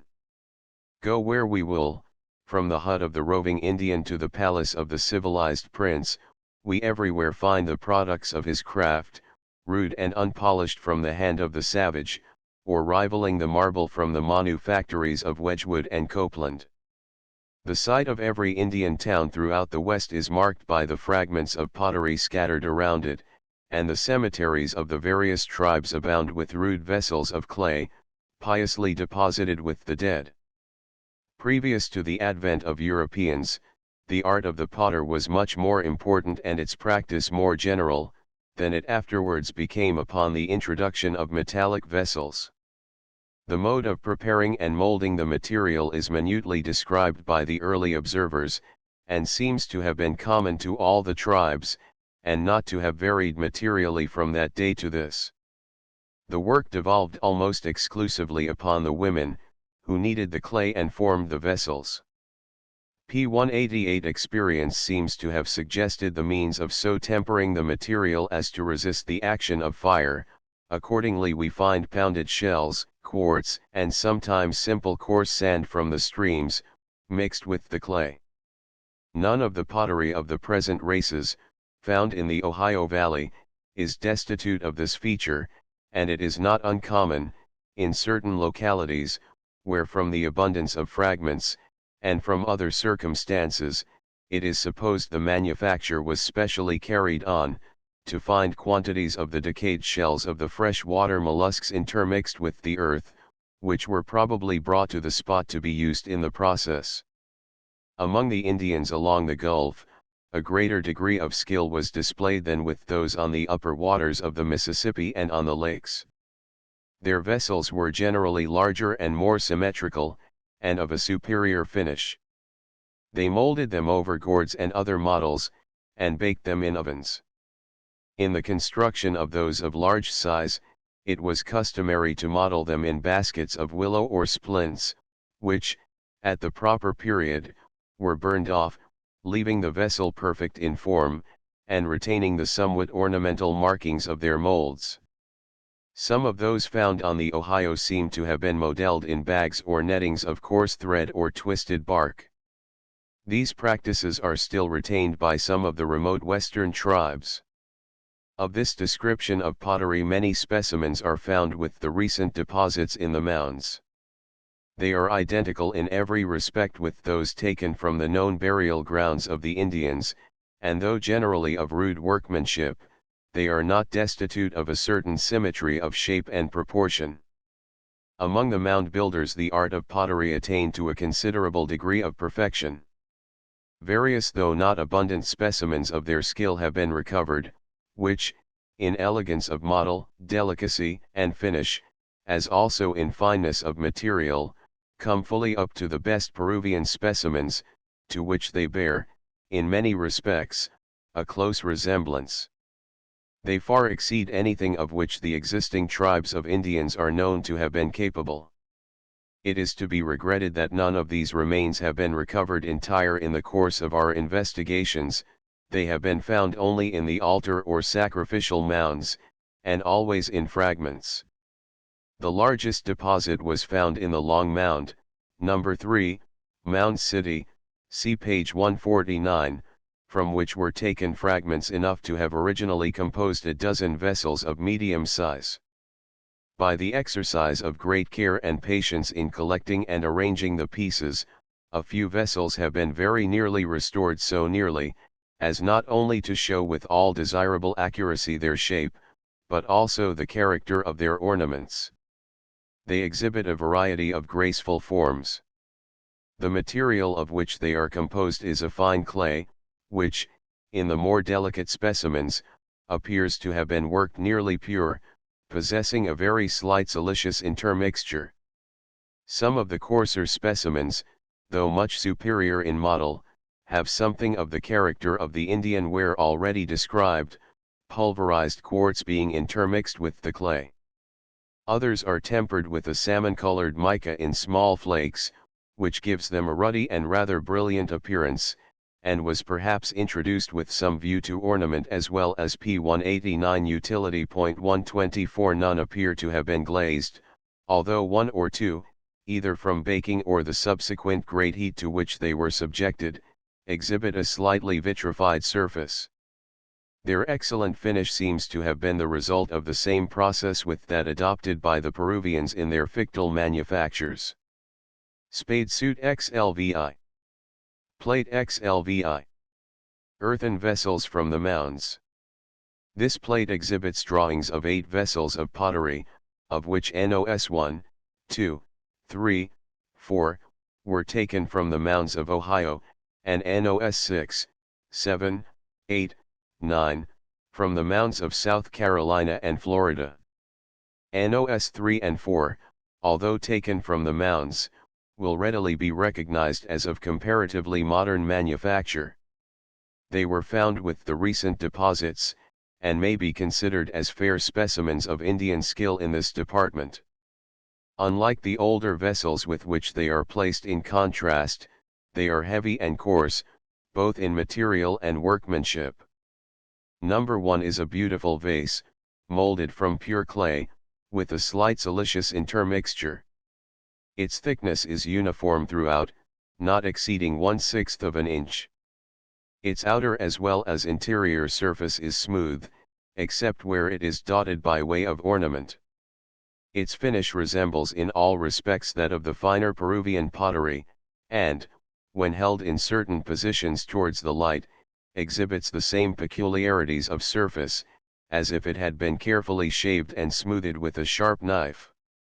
It is highly polished, and has an unctuous feel. The exterior is ornamented as represented in the drawing. The lines are carved in, and appear to have been cut by some sharp gouge-shaped instrument, which entirely removed the detached material, leaving no ragged or raised edges. Nothing can exceed the uniformity and precision with which they are executed, and it seems almost impossible that the artist could have preserved so much regularity, with no other guide than the eye. There are 4 groups or festoons of lines, each of which occupies an equal division of the surface. A line is carried around the top of the vase near the edge, in which, at equal distances from each other, are pierced 4 small holes, 1/5 of an inch in diameter. Between this line and the edge is a row of dots, formed with the same instrument used in carving the lines, held in an oblique direction to the surface. The spaces between some of the lines are P190 roughened in a similar manner. The color of this vase is a dark brown or umber. Its height is 5½ its diameter 6½ inches. The fragment, Fig. 5, exhibits the thickness of the ware, the size of the engraved lines, etc. Number 2 is a vase of coarser material but more elaborate outline than the one just described. It is square, with slightly rounded angles, and has a singular offset or shoulder at the top. Its exterior is divided into 4 compartments, within each of which is an ornamental figure, somewhat resembling a bird with extended wings. This ornament is thrown in relief by the roughening of the remaining portions of the surface. 1 or 2 other vases have been found, possessing the same shape and having identical ornaments, but lacking the offset or shoulder above mentioned. The ornamental work, in all of these specimens, is executed in a free, bold style, and the figures differ just enough to show that they were not cut after a pattern. This vase is burned hard, its thickness is but 1/8 of an inch, its dimensions are, height 5 inches, greatest diameter the same. From the delicacy of these specimens, and the amount of labor expended upon them, it is concluded that they were not used for ordinary purposes. They were perhaps designed to contain articles valued by the possessor, or to be used only on certain important occasions. It has been suggested that they were possibly the censers of the ancient priesthood, or, from the fact of their being found only in the altar mounds, appropriated to sacred purposes. This supposition might be made with equal propriety in respect to the coarser varieties also found on the altars, and which, it is evident, were designed to be used for purposes requiring strength and the capability of withstanding fire. Numbers 3 and 4 are drawn upon the same scale with the two above described, they contain between 1 and 2 quarts. As before remarked, they may be regarded as in all respects very good specimens of the skill of the modern northern tribes in this description of manufacture. In the mounds of the south, pottery exists in great abundance, but it differs very much in form and quality from the specimens found on the Ohio. It is coarser in material, and seems to have been manufactured with less care. The ornaments, although not without grace, are roughly executed. Some of the vessels seem to have been burned to considerable hardness, and exhibit the consequent redness of color, but most are of a dark brown, and appear to have been hardened over fires, rather than burned in kilns. Numbers 6, 7, 8, and 9, as already observed, are examples of this southern ware. Number 6 is from South Carolina, NOS 7, 8, and 9, from Florida. They are all deposited in the cabinet of the Historical Society of New York. Number 6 is about 12 inches in height, of rather elegant model, and ornamented with scrolls. It contains upwards of a gallon. NOS 7 and 9 hold about a quart each, number 8 perhaps 3 quarts. Some of those found in the mounds of Carolina are of great size, and capable P191 of holding from 3 to 30 gallons. These are seldom ornamented, but are extremely well formed. It may be remarked that the handles of the southern vases are often neatly molded into scrolls, or representations of the heads of animals and birds. Fig 71. Fig 71, number 1, is a very good specimen of an ancient Peruvian vessel, now deposited in the Museum of the Historical Society of Connecticut, at Hartford. The peculiar spout, answering the double purpose of use and ornament, has been observed in some of the vases of the southern United States. Number 2 illustrates one variety of earthenware, which is common from the mouth of the Ohio to the Gulf of Mexico. This specimen was taken from a mound at Ellis's Bluff, near Natchez. It contained burnt remains, though we are uninformed of what description. It is unbaked and composed of a singular kind of clay, which exhibits the appearance and has the feel of the softer varieties of soapstone. The material is accurately described by Mr. Flint, in his account of certain articles of pottery found in Missouri. The composition when fractured shows many white flocculi in the clay, that resemble fine snow, and these I judge to be pulverized shells. The basis of the composition seems to be the alluvial clay, carried along in the waters of the Mississippi, and called by the French terre grasse, from its greasy feel. This specimen is 7 inches high by 8 inches in its greatest diameter. The neck is 2½ inches long, and a cover fits neatly over it, completely closing the vessel. It is very symmetrical, exhibiting but slight irregularities. Its thickness is not far from 3/8 of an inch, but it is evidently not uniform throughout. It has no markings, except some irregular notches in the rim of the base. 125 Many vessels of similar shape are found in Tennessee, Mississippi, and Louisiana, of which number 3 of the cut furnishes a very good example. They are of a great variety of sizes, and sometimes have the form of the human head, or of P192 animals. The celebrated triune vessel, which has been made the basis of so much unprofitable speculation, was of the latter character, and represented 3 human heads joined at the back. They are variously ornamented, and sometimes painted with red and brown colors. Their form seems generally to have been suggested by that of the gourd. Fig 72. Fig 72, number 1. This vessel, clearly of modern workmanship, was found a few feet below the surface, near the town of Hamilton, Butler County, Ohio. It was placed beside a human skeleton, and contained a single mussel shell. The material is a compound of clay and pounded shells.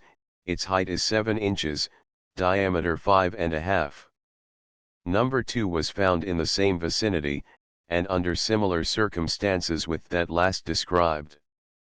It is of like composition, thick, and of a dark black color. Number 3 was found in Perry County, Indiana, at a locality known as the Big Bone Bank. It is composed of finer material than those just described. The aperture at the mouth is 2 inches in diameter, the vase itself is 5 inches in height, and measures 13 in circumference. The Big Bone Bank, to which we have alluded, occurs on the Wabash River, 10 miles above its mouth, and is supposed by many to have been a cemetery of the mound builders. Human remains are very abundant here, and are said to occur as deep as 10 feet below the surface. With these are deposited various relics, consisting for the most part of vessels of pottery, which are exposed from time to time by the wasting away of the bank. The following specimens, obtained from this locality, together with those just described, are in the cabinet of James McBride, Esq., Hamilton, Ohio. Fig 73. Fig 74. Fig 73 measures 3 inches in height by 17 in circumference. It is P193 of fine clay, burned, and in model somewhat resembles the ancient pipkin. Before it was fractured, it probably terminated in a representation of the head of some animal. Fig 74 is of precisely the same material with that last described. Besides the 2 handles, it has 4 strong knobs at right angles to each other, by which it was probably designed the vessel might be suspended. All the vessels from this locality are composed of clay, compounded as already described, and baked. They are of small size, the largest containing but little more than 1 quart. They fall far short of those from the mounds in fineness and elegance of finish, though superior to the general manufacture of the Indians. They resemble more closely the coarse but very well molded pottery of Florida and the Southwest. A few terracottas have been found in the mounds. They are said to be abundant at the south, where they are represented to possess a great variety of forms.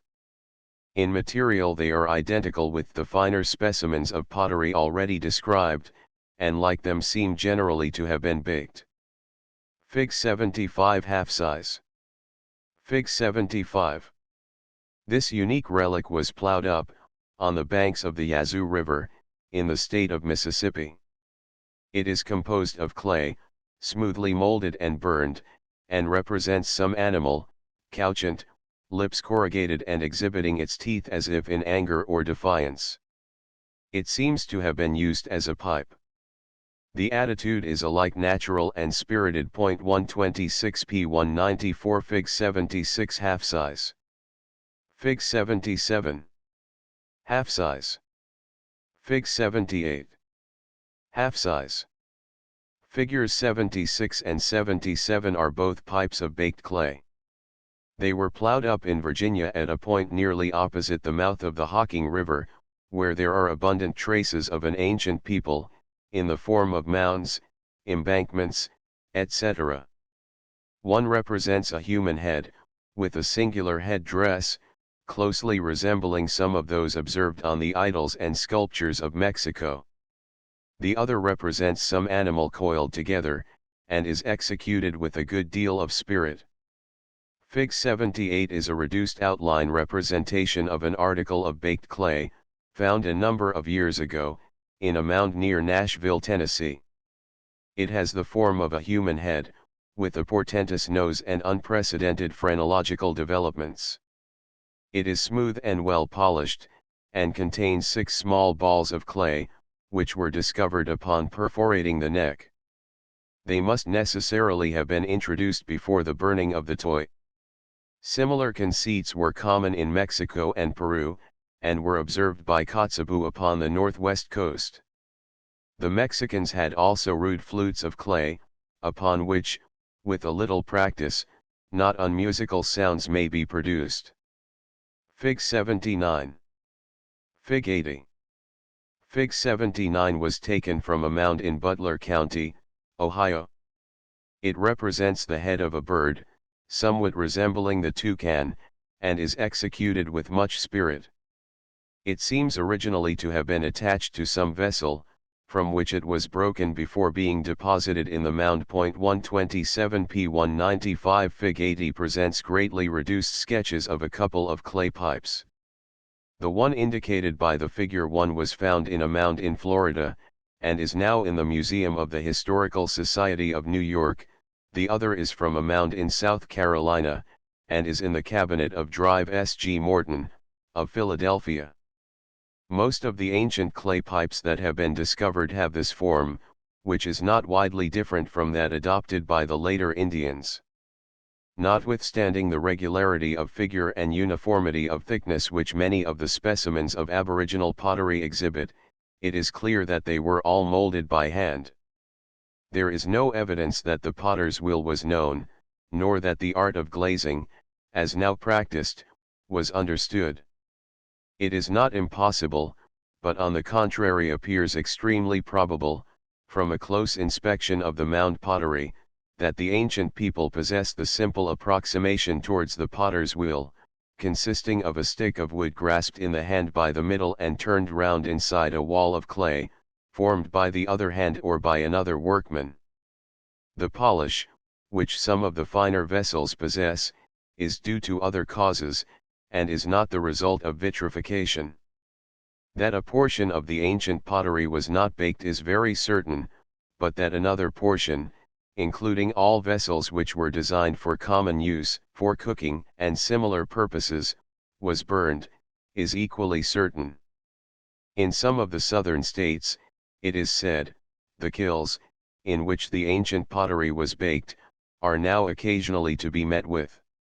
Some are represented still to contain the ware, partially burned, and retaining the rinds of the gourds, etc., over which they were modelled, and which had not been entirely removed by the fire.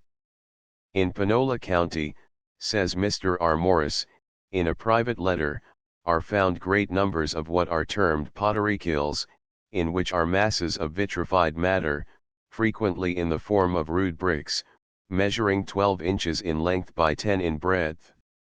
It seems most likely that these kilns are the remains of the manufactories of the later tribes, the Choctaws and Natchez, who, says Adair, made a prodigious number of vessels of pottery, of such variety of forms as would be tedious to describe, and impossible to name.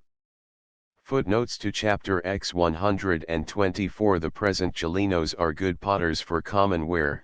They introduce a considerable quantity of earth and sand, containing abundance of yellow mica, and their vessels sometimes contain as much as 70 gallons or more. They are of great thinness, lightness, and strength. Schmidt-Myers, Chile, p. 117. 125 in the cabinet of Drive S. P. Hildreth, Marietta, Ohio. 126 in the cabinet of James McBride, ESQ. 127 in the cabinet of James McBride, ESQ. p. 196. Chapter 11. Implements of metal. The first inquiry suggested by an inspection of the mounds and other earthworks of the West, relates to the means at the command of the builders in constructing them.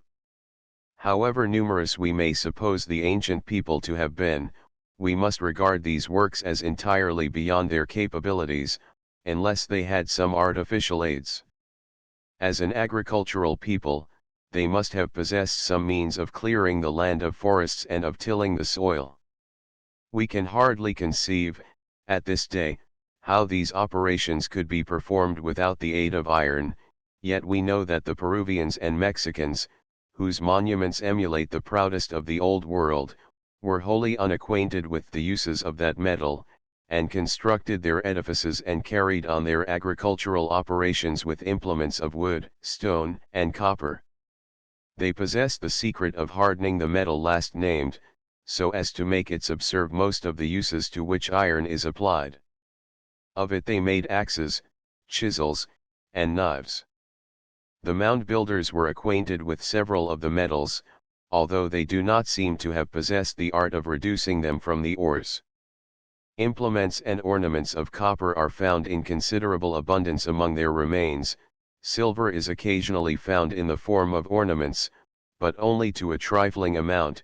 The ore of lead, galena, has been discovered in considerable quantities, but none of the metal has been found under such circumstances as to establish conclusively that they were acquainted with the art of smelting it.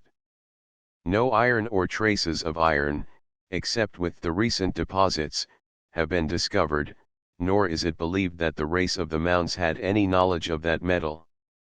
The copper and silver found in the mounds were doubtless obtained in their native state, and afterwards worked without the intervention of fire. The locality from which they were derived seems pretty clearly indicated by the peculiar mechanico-chemical combination existing, in some specimens, between the silver and copper, which combination characterizes only the native masses of Lake Superior. In none of the articles found is there evidence of welding, nor do any of them appear to have been cast in molds. On the contrary, they seem to have been hammered out of rude masses, and gradually and with great labor brought into the required shape. The lamination, resulting from hammering the baser metals while cold, is to be observed in nearly all the articles. But, notwithstanding the disadvantages which they labored under, the mound builders contrived to produce some very creditable specimens of workmanship, displaying both taste and skill. No articles composed entirely of silver have been discovered. The extreme scarcity of that metal seems to have led to the utmost economy in its use. It is P197 only found reduced to great thinness, and plated upon copper. By plated, it should not be understood that any chemical combination, or a union produced by heat, exists between the two metals, but simply that thin slips of silver were wrapped closely around the copper, their edges overlapping, so as to leave no portion exposed. This was done so neatly as, in many cases, almost to escape detection. Fig 81. Axes. Among the implements recovered from the mounds, are several copper axes, the general form of which is well exhibited in the engravings herewith presented. They are well wrought, and each appears to have been made from a single piece, showing that the metal was obtained in considerable masses. The largest of these, Fig 81, weighs 2 pounds 5 ounces. It measures 7 inches in length, by 4 in breadth at the cutting edge, and has an average thickness of about 4/10 of an inch. Its edge is slightly curved, somewhat after the manner of the axes of the present day, and is beveled from both surfaces. Fig 82. Fig 82 is less in size, but of heavier proportions. It weighs 2 pounds, and P198 measures 6 1/3 inches in length, by 3 1/3 in width on the edge. Unlike the other, it has a nearly straight cutting surface.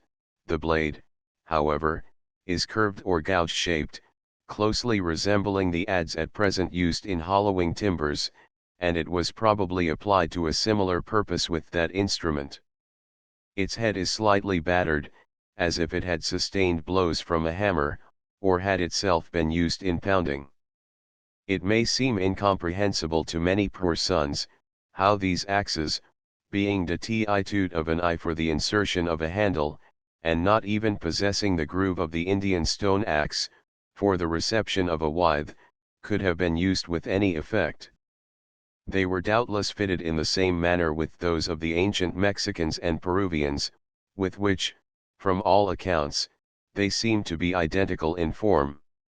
The Mexicans, observes Clavigero, made use of an axe to cut trees, which was also made of copper, and was of the same form with those of modern times, except that we put the handle in an eye of the axe, while they put the axe in an eye of the handle. 128. The Pacific Islanders have a sort of adze, which is formed by firmly lashing a blade of stone, with its cutting edge at right angles, to a handle, having a sharp crook at its extremity.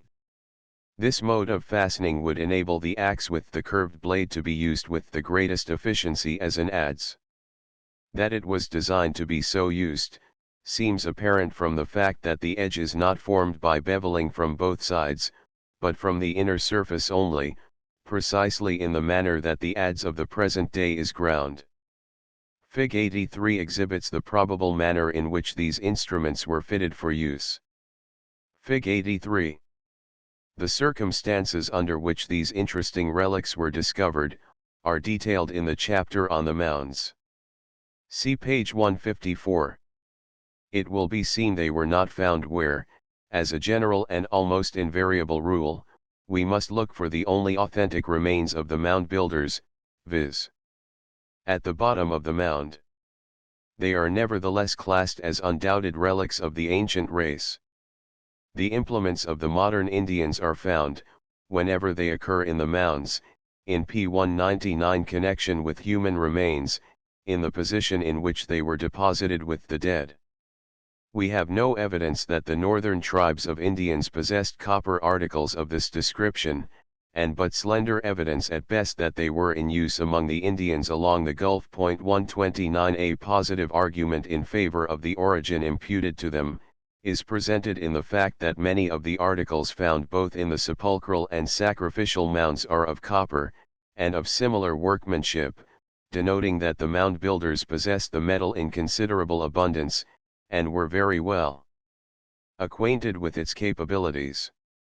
That they have an antiquity higher than the date of the first European intercourse, is established by their form, but if this were insufficient, the evidence may be found in the fact that from immediately over them was removed the stump of a tree, originally of the largest size, which had long since fallen and decayed.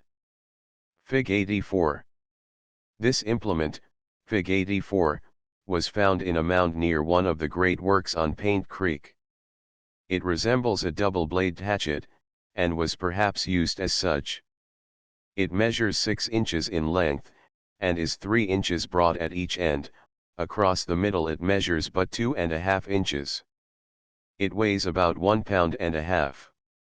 The hole through the center may have been designed for the insertion of a rivet, so as to fasten it firmly in a handle, as represented in the reduced sketch, number 2.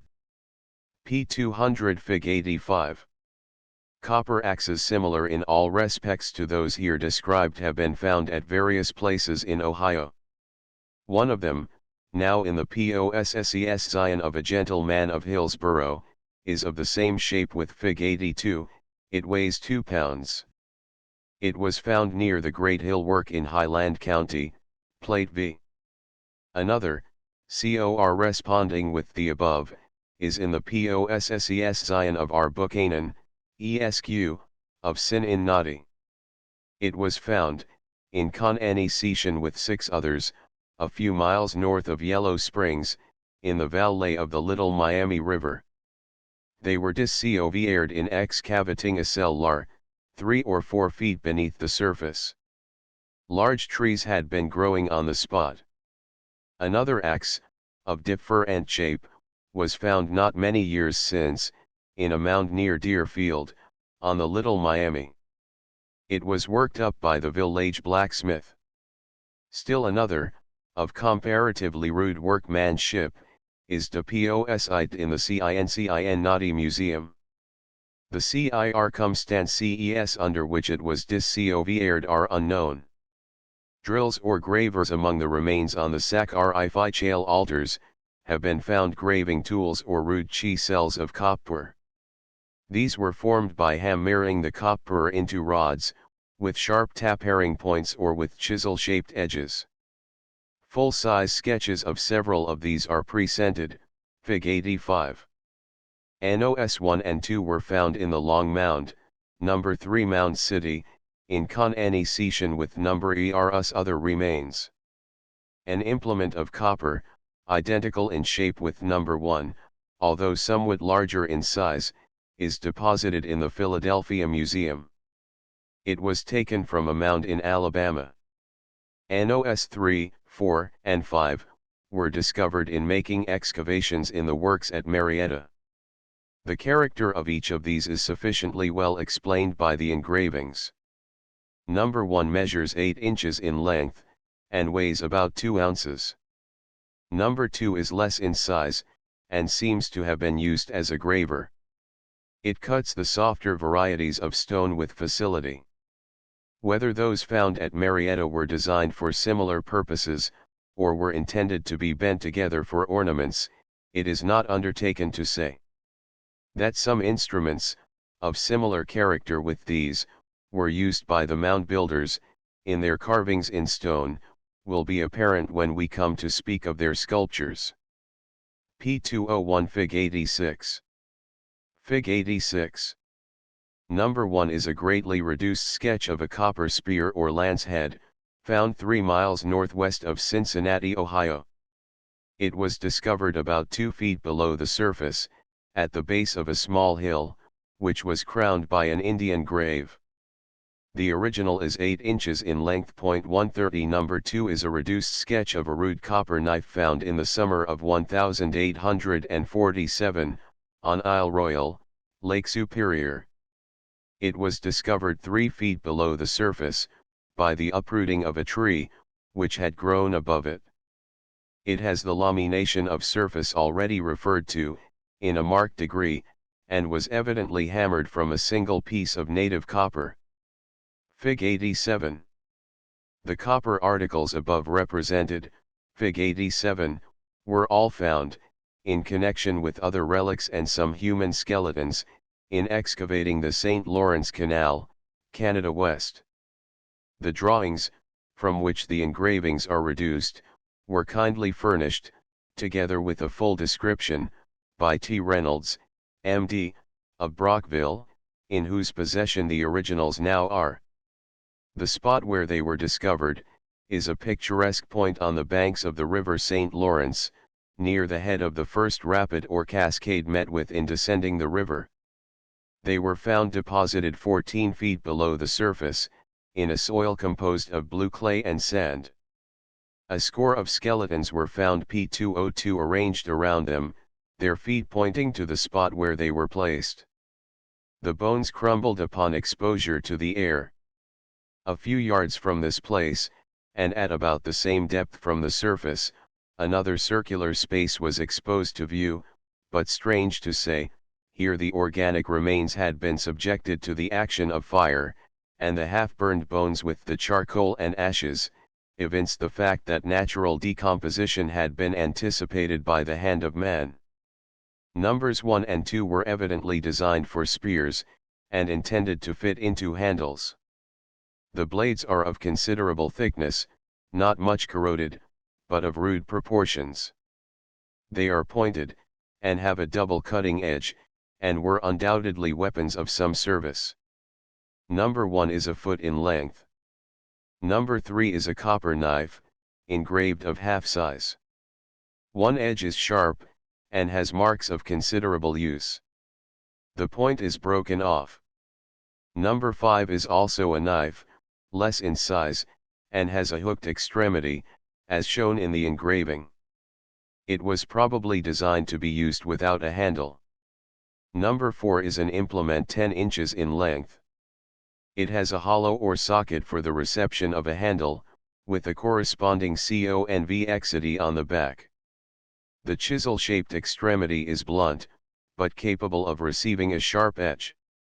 It may have been used as a chisel, or gouge, perhaps as a sort of spade. With respect to the question whether these remains are of European origin or manufacture, I have merely to remark that their workmanship is very rude, that no traces of iron or of European implements were found with them, and that the copper corresponds exactly with the specimens of native metal obtained from Lake Superior. The nature of the soil at this spot is favorable for the preservation of organic remains. The fact, therefore, that the bones found with these relics were in so advanced a stage of decomposition, induces me to believe that they were deposited long before the discovery and occupation of Canada by Europeans. We might expect here to find relics bearing the stamp of French manufacture, but there is nothing in the form or composition of these which would lead one to suppose them to be of French origin. This spot was not the usual burying place of the Indians. Their cemetery seems to have been some distance back from the river, upon a high sandy ridge, where their remains, apparently of very ancient deposit, are now found in abundance. From what has been presented, it appears that the mound builders were very well acquainted with the use of copper. They do not, however, seem to have possessed the secret of giving it any extraordinary degree of hardness. The axes above described were found, upon analysis, to be pure copper, unalloyed, to any perceptible extent, by other metals.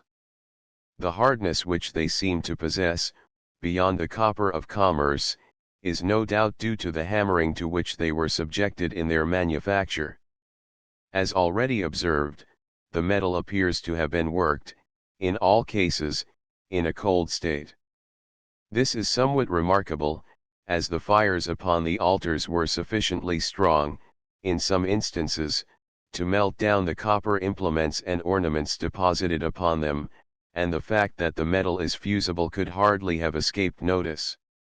It has already been suggested, upon the strength of the fact that some of the specimens of copper obtained from the mounds have crystals of silver attached to them, that a part of the supply of the ancient people was obtained from the P203 shores of Lake Superior, where alone this peculiar combination is known to exist.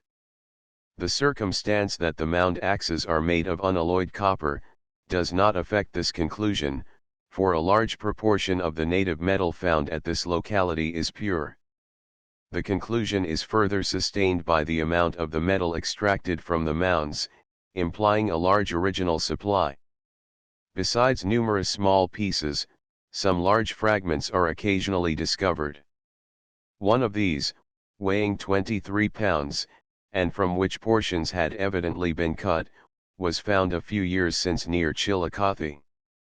Still, it does not appear that copper was sufficiently abundant to entirely supersede the use of bone and stone implements. Footnotes to Chapter 11. 128. The copper axes of the Peruvians differ very little in shape from ours, and it appears that these were the implements with which they performed most of their works. They are of various shapes and sizes, the edge of some is more circular than others, and some have a concave edge. Ulloa, Volume IP 483. 129. It is asserted by the Portuguese chronicler of de Soto's ill-fated expedition, that copper hatchets were found in possession of some of the Indian tribes along the Gulf, which were said to have a mixture of gold.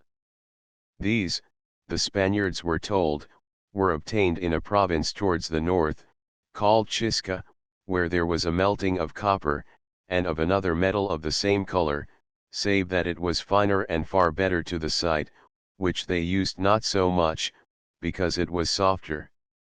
The Spaniards did not visit the province of Chisca, as they were informed high mountains intervened, which could not be passed with horses. This, it is believed, is the only account of anything of the kind occurring north of Mexico. 130. In the cabinet of R. Buchanan, Esq., Cincinnati. P204 Chapter 12. Ornaments of metal. Notwithstanding that it was often used for implements, copper seems to have been most highly valued by the mound builders for purposes of ornament. The supposition is based upon the fact that ornaments of this metal are comparatively abundant. They are found of many varieties, comprising bracelets, pendants, beads, gorgets, etc., some of which display no inconsiderable degree of skill. Fig. 88. The bracelets are usually found encircling the arms of the skeletons, in the sepulchral mounds, but are not infrequent upon the altars. They consist of a simple rod of copper, hammered out with more or less skill, and so bent that the ends approach, or lap over, each other. Those which have been deposited under unfavorable circumstances are generally much corroded and appear ragged and rude. But some are found which are extremely well wrought. Such was the case with those obtained from a mound, within an enclosure, 3 miles above Chillicothe, see page 156, 3 of which of full size are shown in the engraving. These are smoothly and uniformly hammered, and seem to have been originally highly polished. They are bent with perfect regularity, and, it is a singular fact, are of uniform size and weight. They measure, between P205 the outer surfaces 2 inches and 9/10 between the inner surfaces, 2.5 inches in diameter, and weigh 4 ounces each. They correspond exactly with some of the ruder ones, of the same metal, found in the tombs of the ancient Egyptians.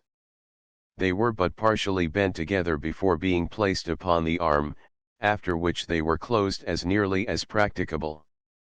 Fig 89. The ornaments denominated, for want of a better name, gorgets, are frequently found, but only, so far as observed, with skeletons, in the sepulchral mounds. An engraving of one of these is presented, Fig 89, which exhibits their general form. The original, in this instance, measures 8.5 inches at the lower, and 7.5 at the upper edge, and is 4¼ inches broad. It weighs 5 ounces. This is considerably above the average dimensions. They are usually about the thickness of ordinary sheet copper, and are always perforated with 2 holes, placed at equal distances from the ends and somewhat above the longitudinal center, as shown in the engraving. This feature, and the fact that they are uniformly found with skeletons, suggest that they were suspended around the neck, resting upon the breast. There is one circumstance, however, that seems inconsistent with this conclusion, namely, that none of the holes exhibit the slightest elongation from wear. On the contrary, their edges are sharp as if newly cut. Such could not have been the case with articles of this soft material and extraordinary thinness, had they been suspended in the manner suggested. The holes in the little silver crosses, found in the graves of the modern Indians, are frequently worn so as to be nearly 1/4 of an inch in length, and yet they weigh less than half an ounce, and are cut out of thicker plates of metal than the broad copper ornaments here mentioned. Either these plates were worn only on extraordinary occasions, or in such a manner that little or no friction was produced by the cords by which they were sustained or fastened. 131 P206 Fig 90. Fig 91. Fig 90 represents an ornament, of something the same character with the above. It is formed of a copper plate of considerable thickness, which has been fashioned so as to present a convex surface. It is also perforated with 2 holes, and is identical in this respect, as well as in shape, with a large class of stone or immense or immense found in the mounds, and of which notice will be taken in another place. A large number of discs or medals of copper have been obtained from the mounds. They resemble, to use a familiar illustration, the bosses observed on harnesses. Some of these are not less than 2 inches, but most are about 1.5 inches in diameter. They are formed of thin plates of copper, are perfectly round, and concavo-convex in shape. They are found only on the altar mounds, where they seem to have been placed with their edges together, in pairs. Owing to the great heat to which they have been subjected, and subsequent oxidation, nearly all of them are so cemented together that they cannot be separated without breaking them into fragments. Their present appearance is very well exhibited by Fig 91. Some of them, of more elaborate workmanship than the rest, and which have been more favorably situated for preservation, have been separated. 132 Fig 92. These articles, it will be observed, display more skill in working the metal, than any of those previously noticed. They present every appearance of having been pressed into shape, in the way in which similar articles are formed at this day.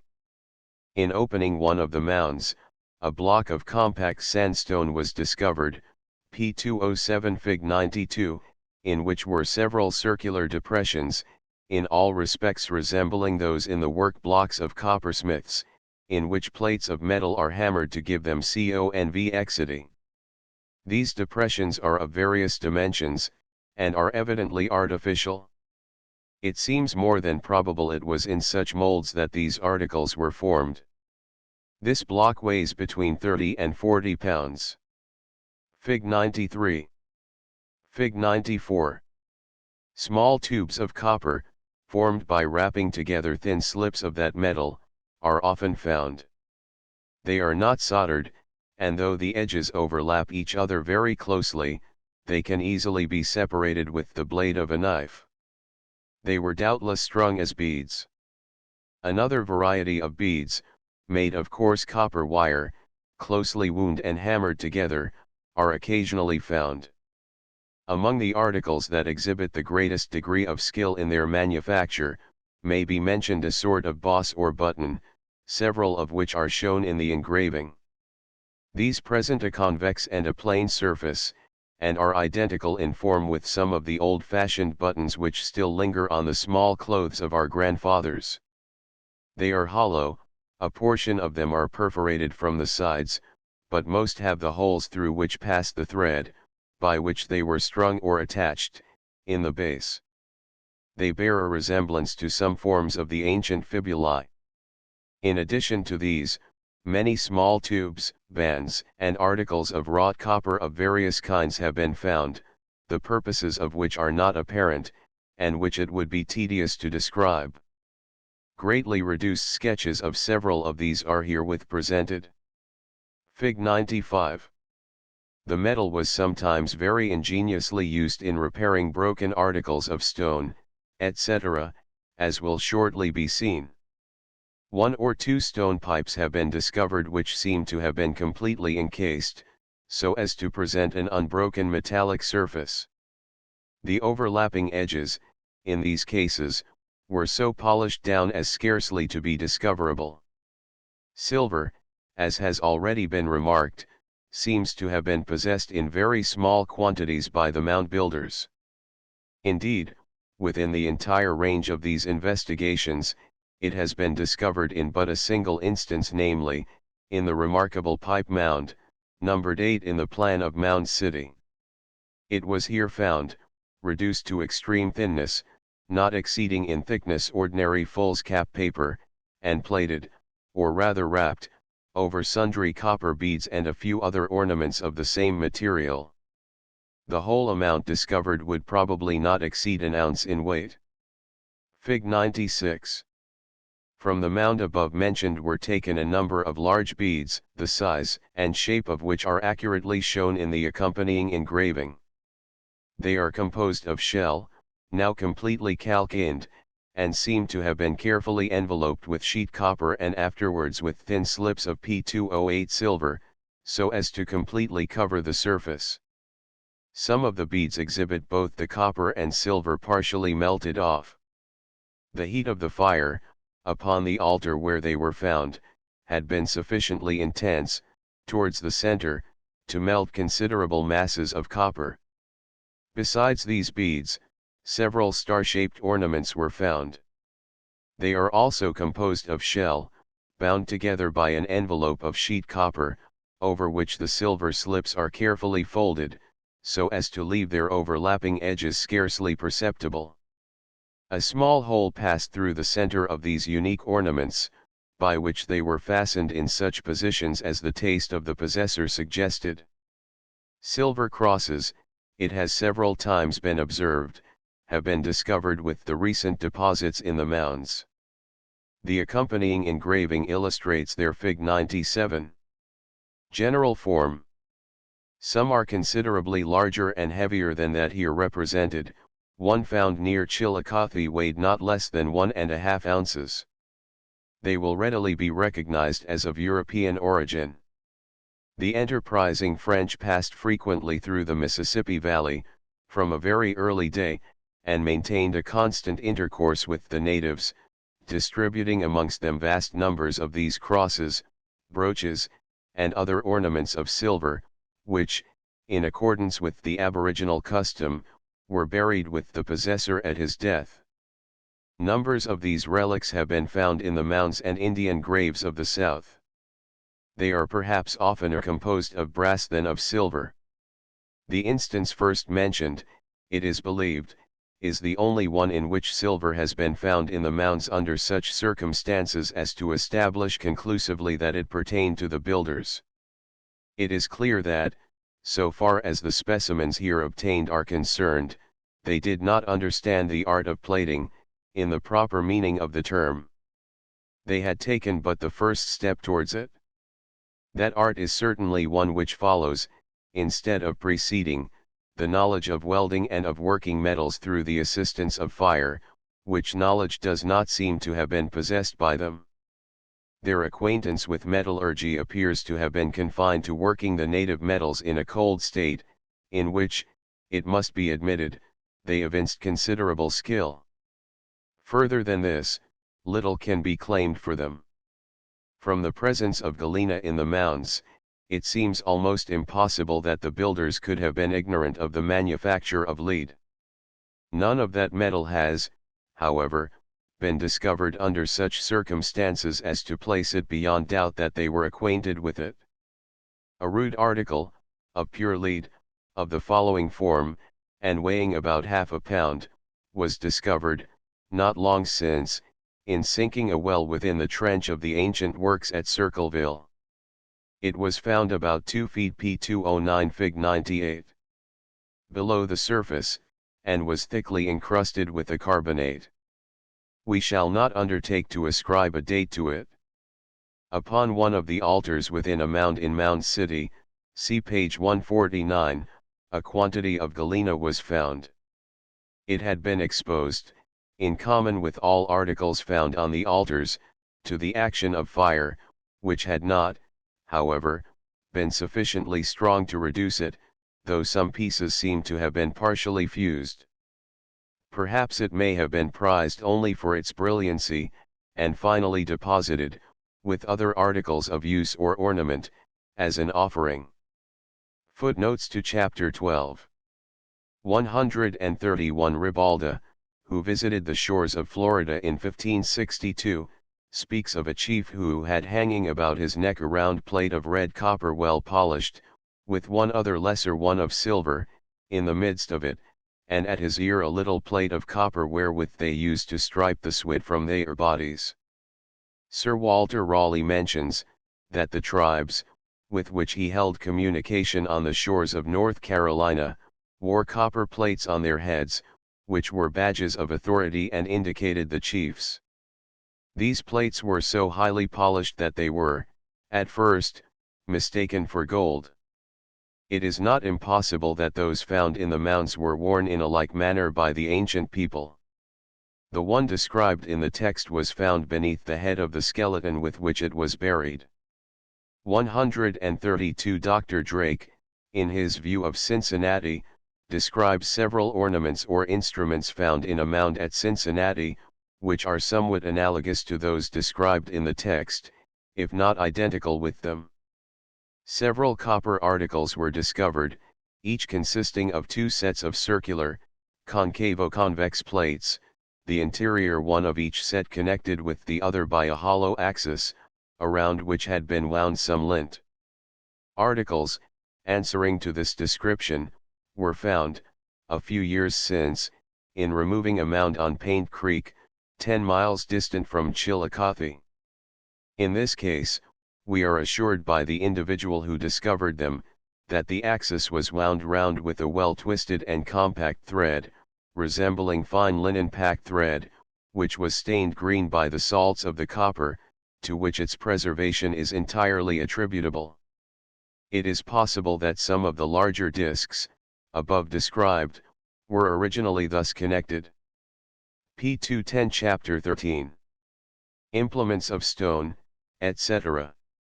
In the absence of a knowledge of the metals, the ingenuity of man contrives to fashion from the different varieties of stone, from the tusks and bones of animals, and the harder kinds of wood, such rude implements as his necessities demand, and such ornaments as his fancy suggests. And even among nations who have a limited knowledge of the metals, we find these characteristic implements of a ruder state still adhered to. In Mexico and Peru, where the use of most of the metals, except iron, was well understood. The stone axe and flint-tipped arrow and lance were in common use, at the period of the discovery. The early explorers found all the American nations, from the squalid Eskimo, who struck the Morse with a lance pointed with its own tusks, to the haughty Aztec, rivaling in his barbaric splendor the magnificence of the East, in possession of them. We are not surprised, therefore, at their occurrence in the mounds. We find them with the original and with the recent deposits, and the plough turns them up to light on every hand. And so striking is the resemblance between them all, that we are almost ready to conclude they were the productions of the same people. This conclusion would be irresistible, did we not know that the wants of man have ever been the same, and have always suggested like forms to his implements, and similar modes of using them. The polished instrument with which the pioneer of civilization prostrates the forest, has its type in the stone axe of the Indian which his plough the next day exposes to his curious gaze. In the barrows of Denmark and Siberia, in the tumuli on the plains of Marathon, and even under the shadow of the pyramids themselves, the explorer finds relics, almost identical with those disclosed from the mounds, and closely resembling each other in material, form, and workmanship. We have consequently little whereby to distinguish the remains of the mound builders, so far as their mere implements of stone are concerned, except the position in which they are found, and the not entirely imaginary superiority of their workmanship, from those of the succeeding races. We have, however, in the different varieties of stone of which they are composed, the evidences of a more extended intercourse than we are justified in ascribing to the more recent tribes. The articles composed of stone and bone have a great variety of forms, which were probably suggested by the purposes for which they were designed. They will be classified, so far as their purposes seem apparent. P211 spear or lance heads. Great numbers of flint points are found which, it is clear from their size and form, could not have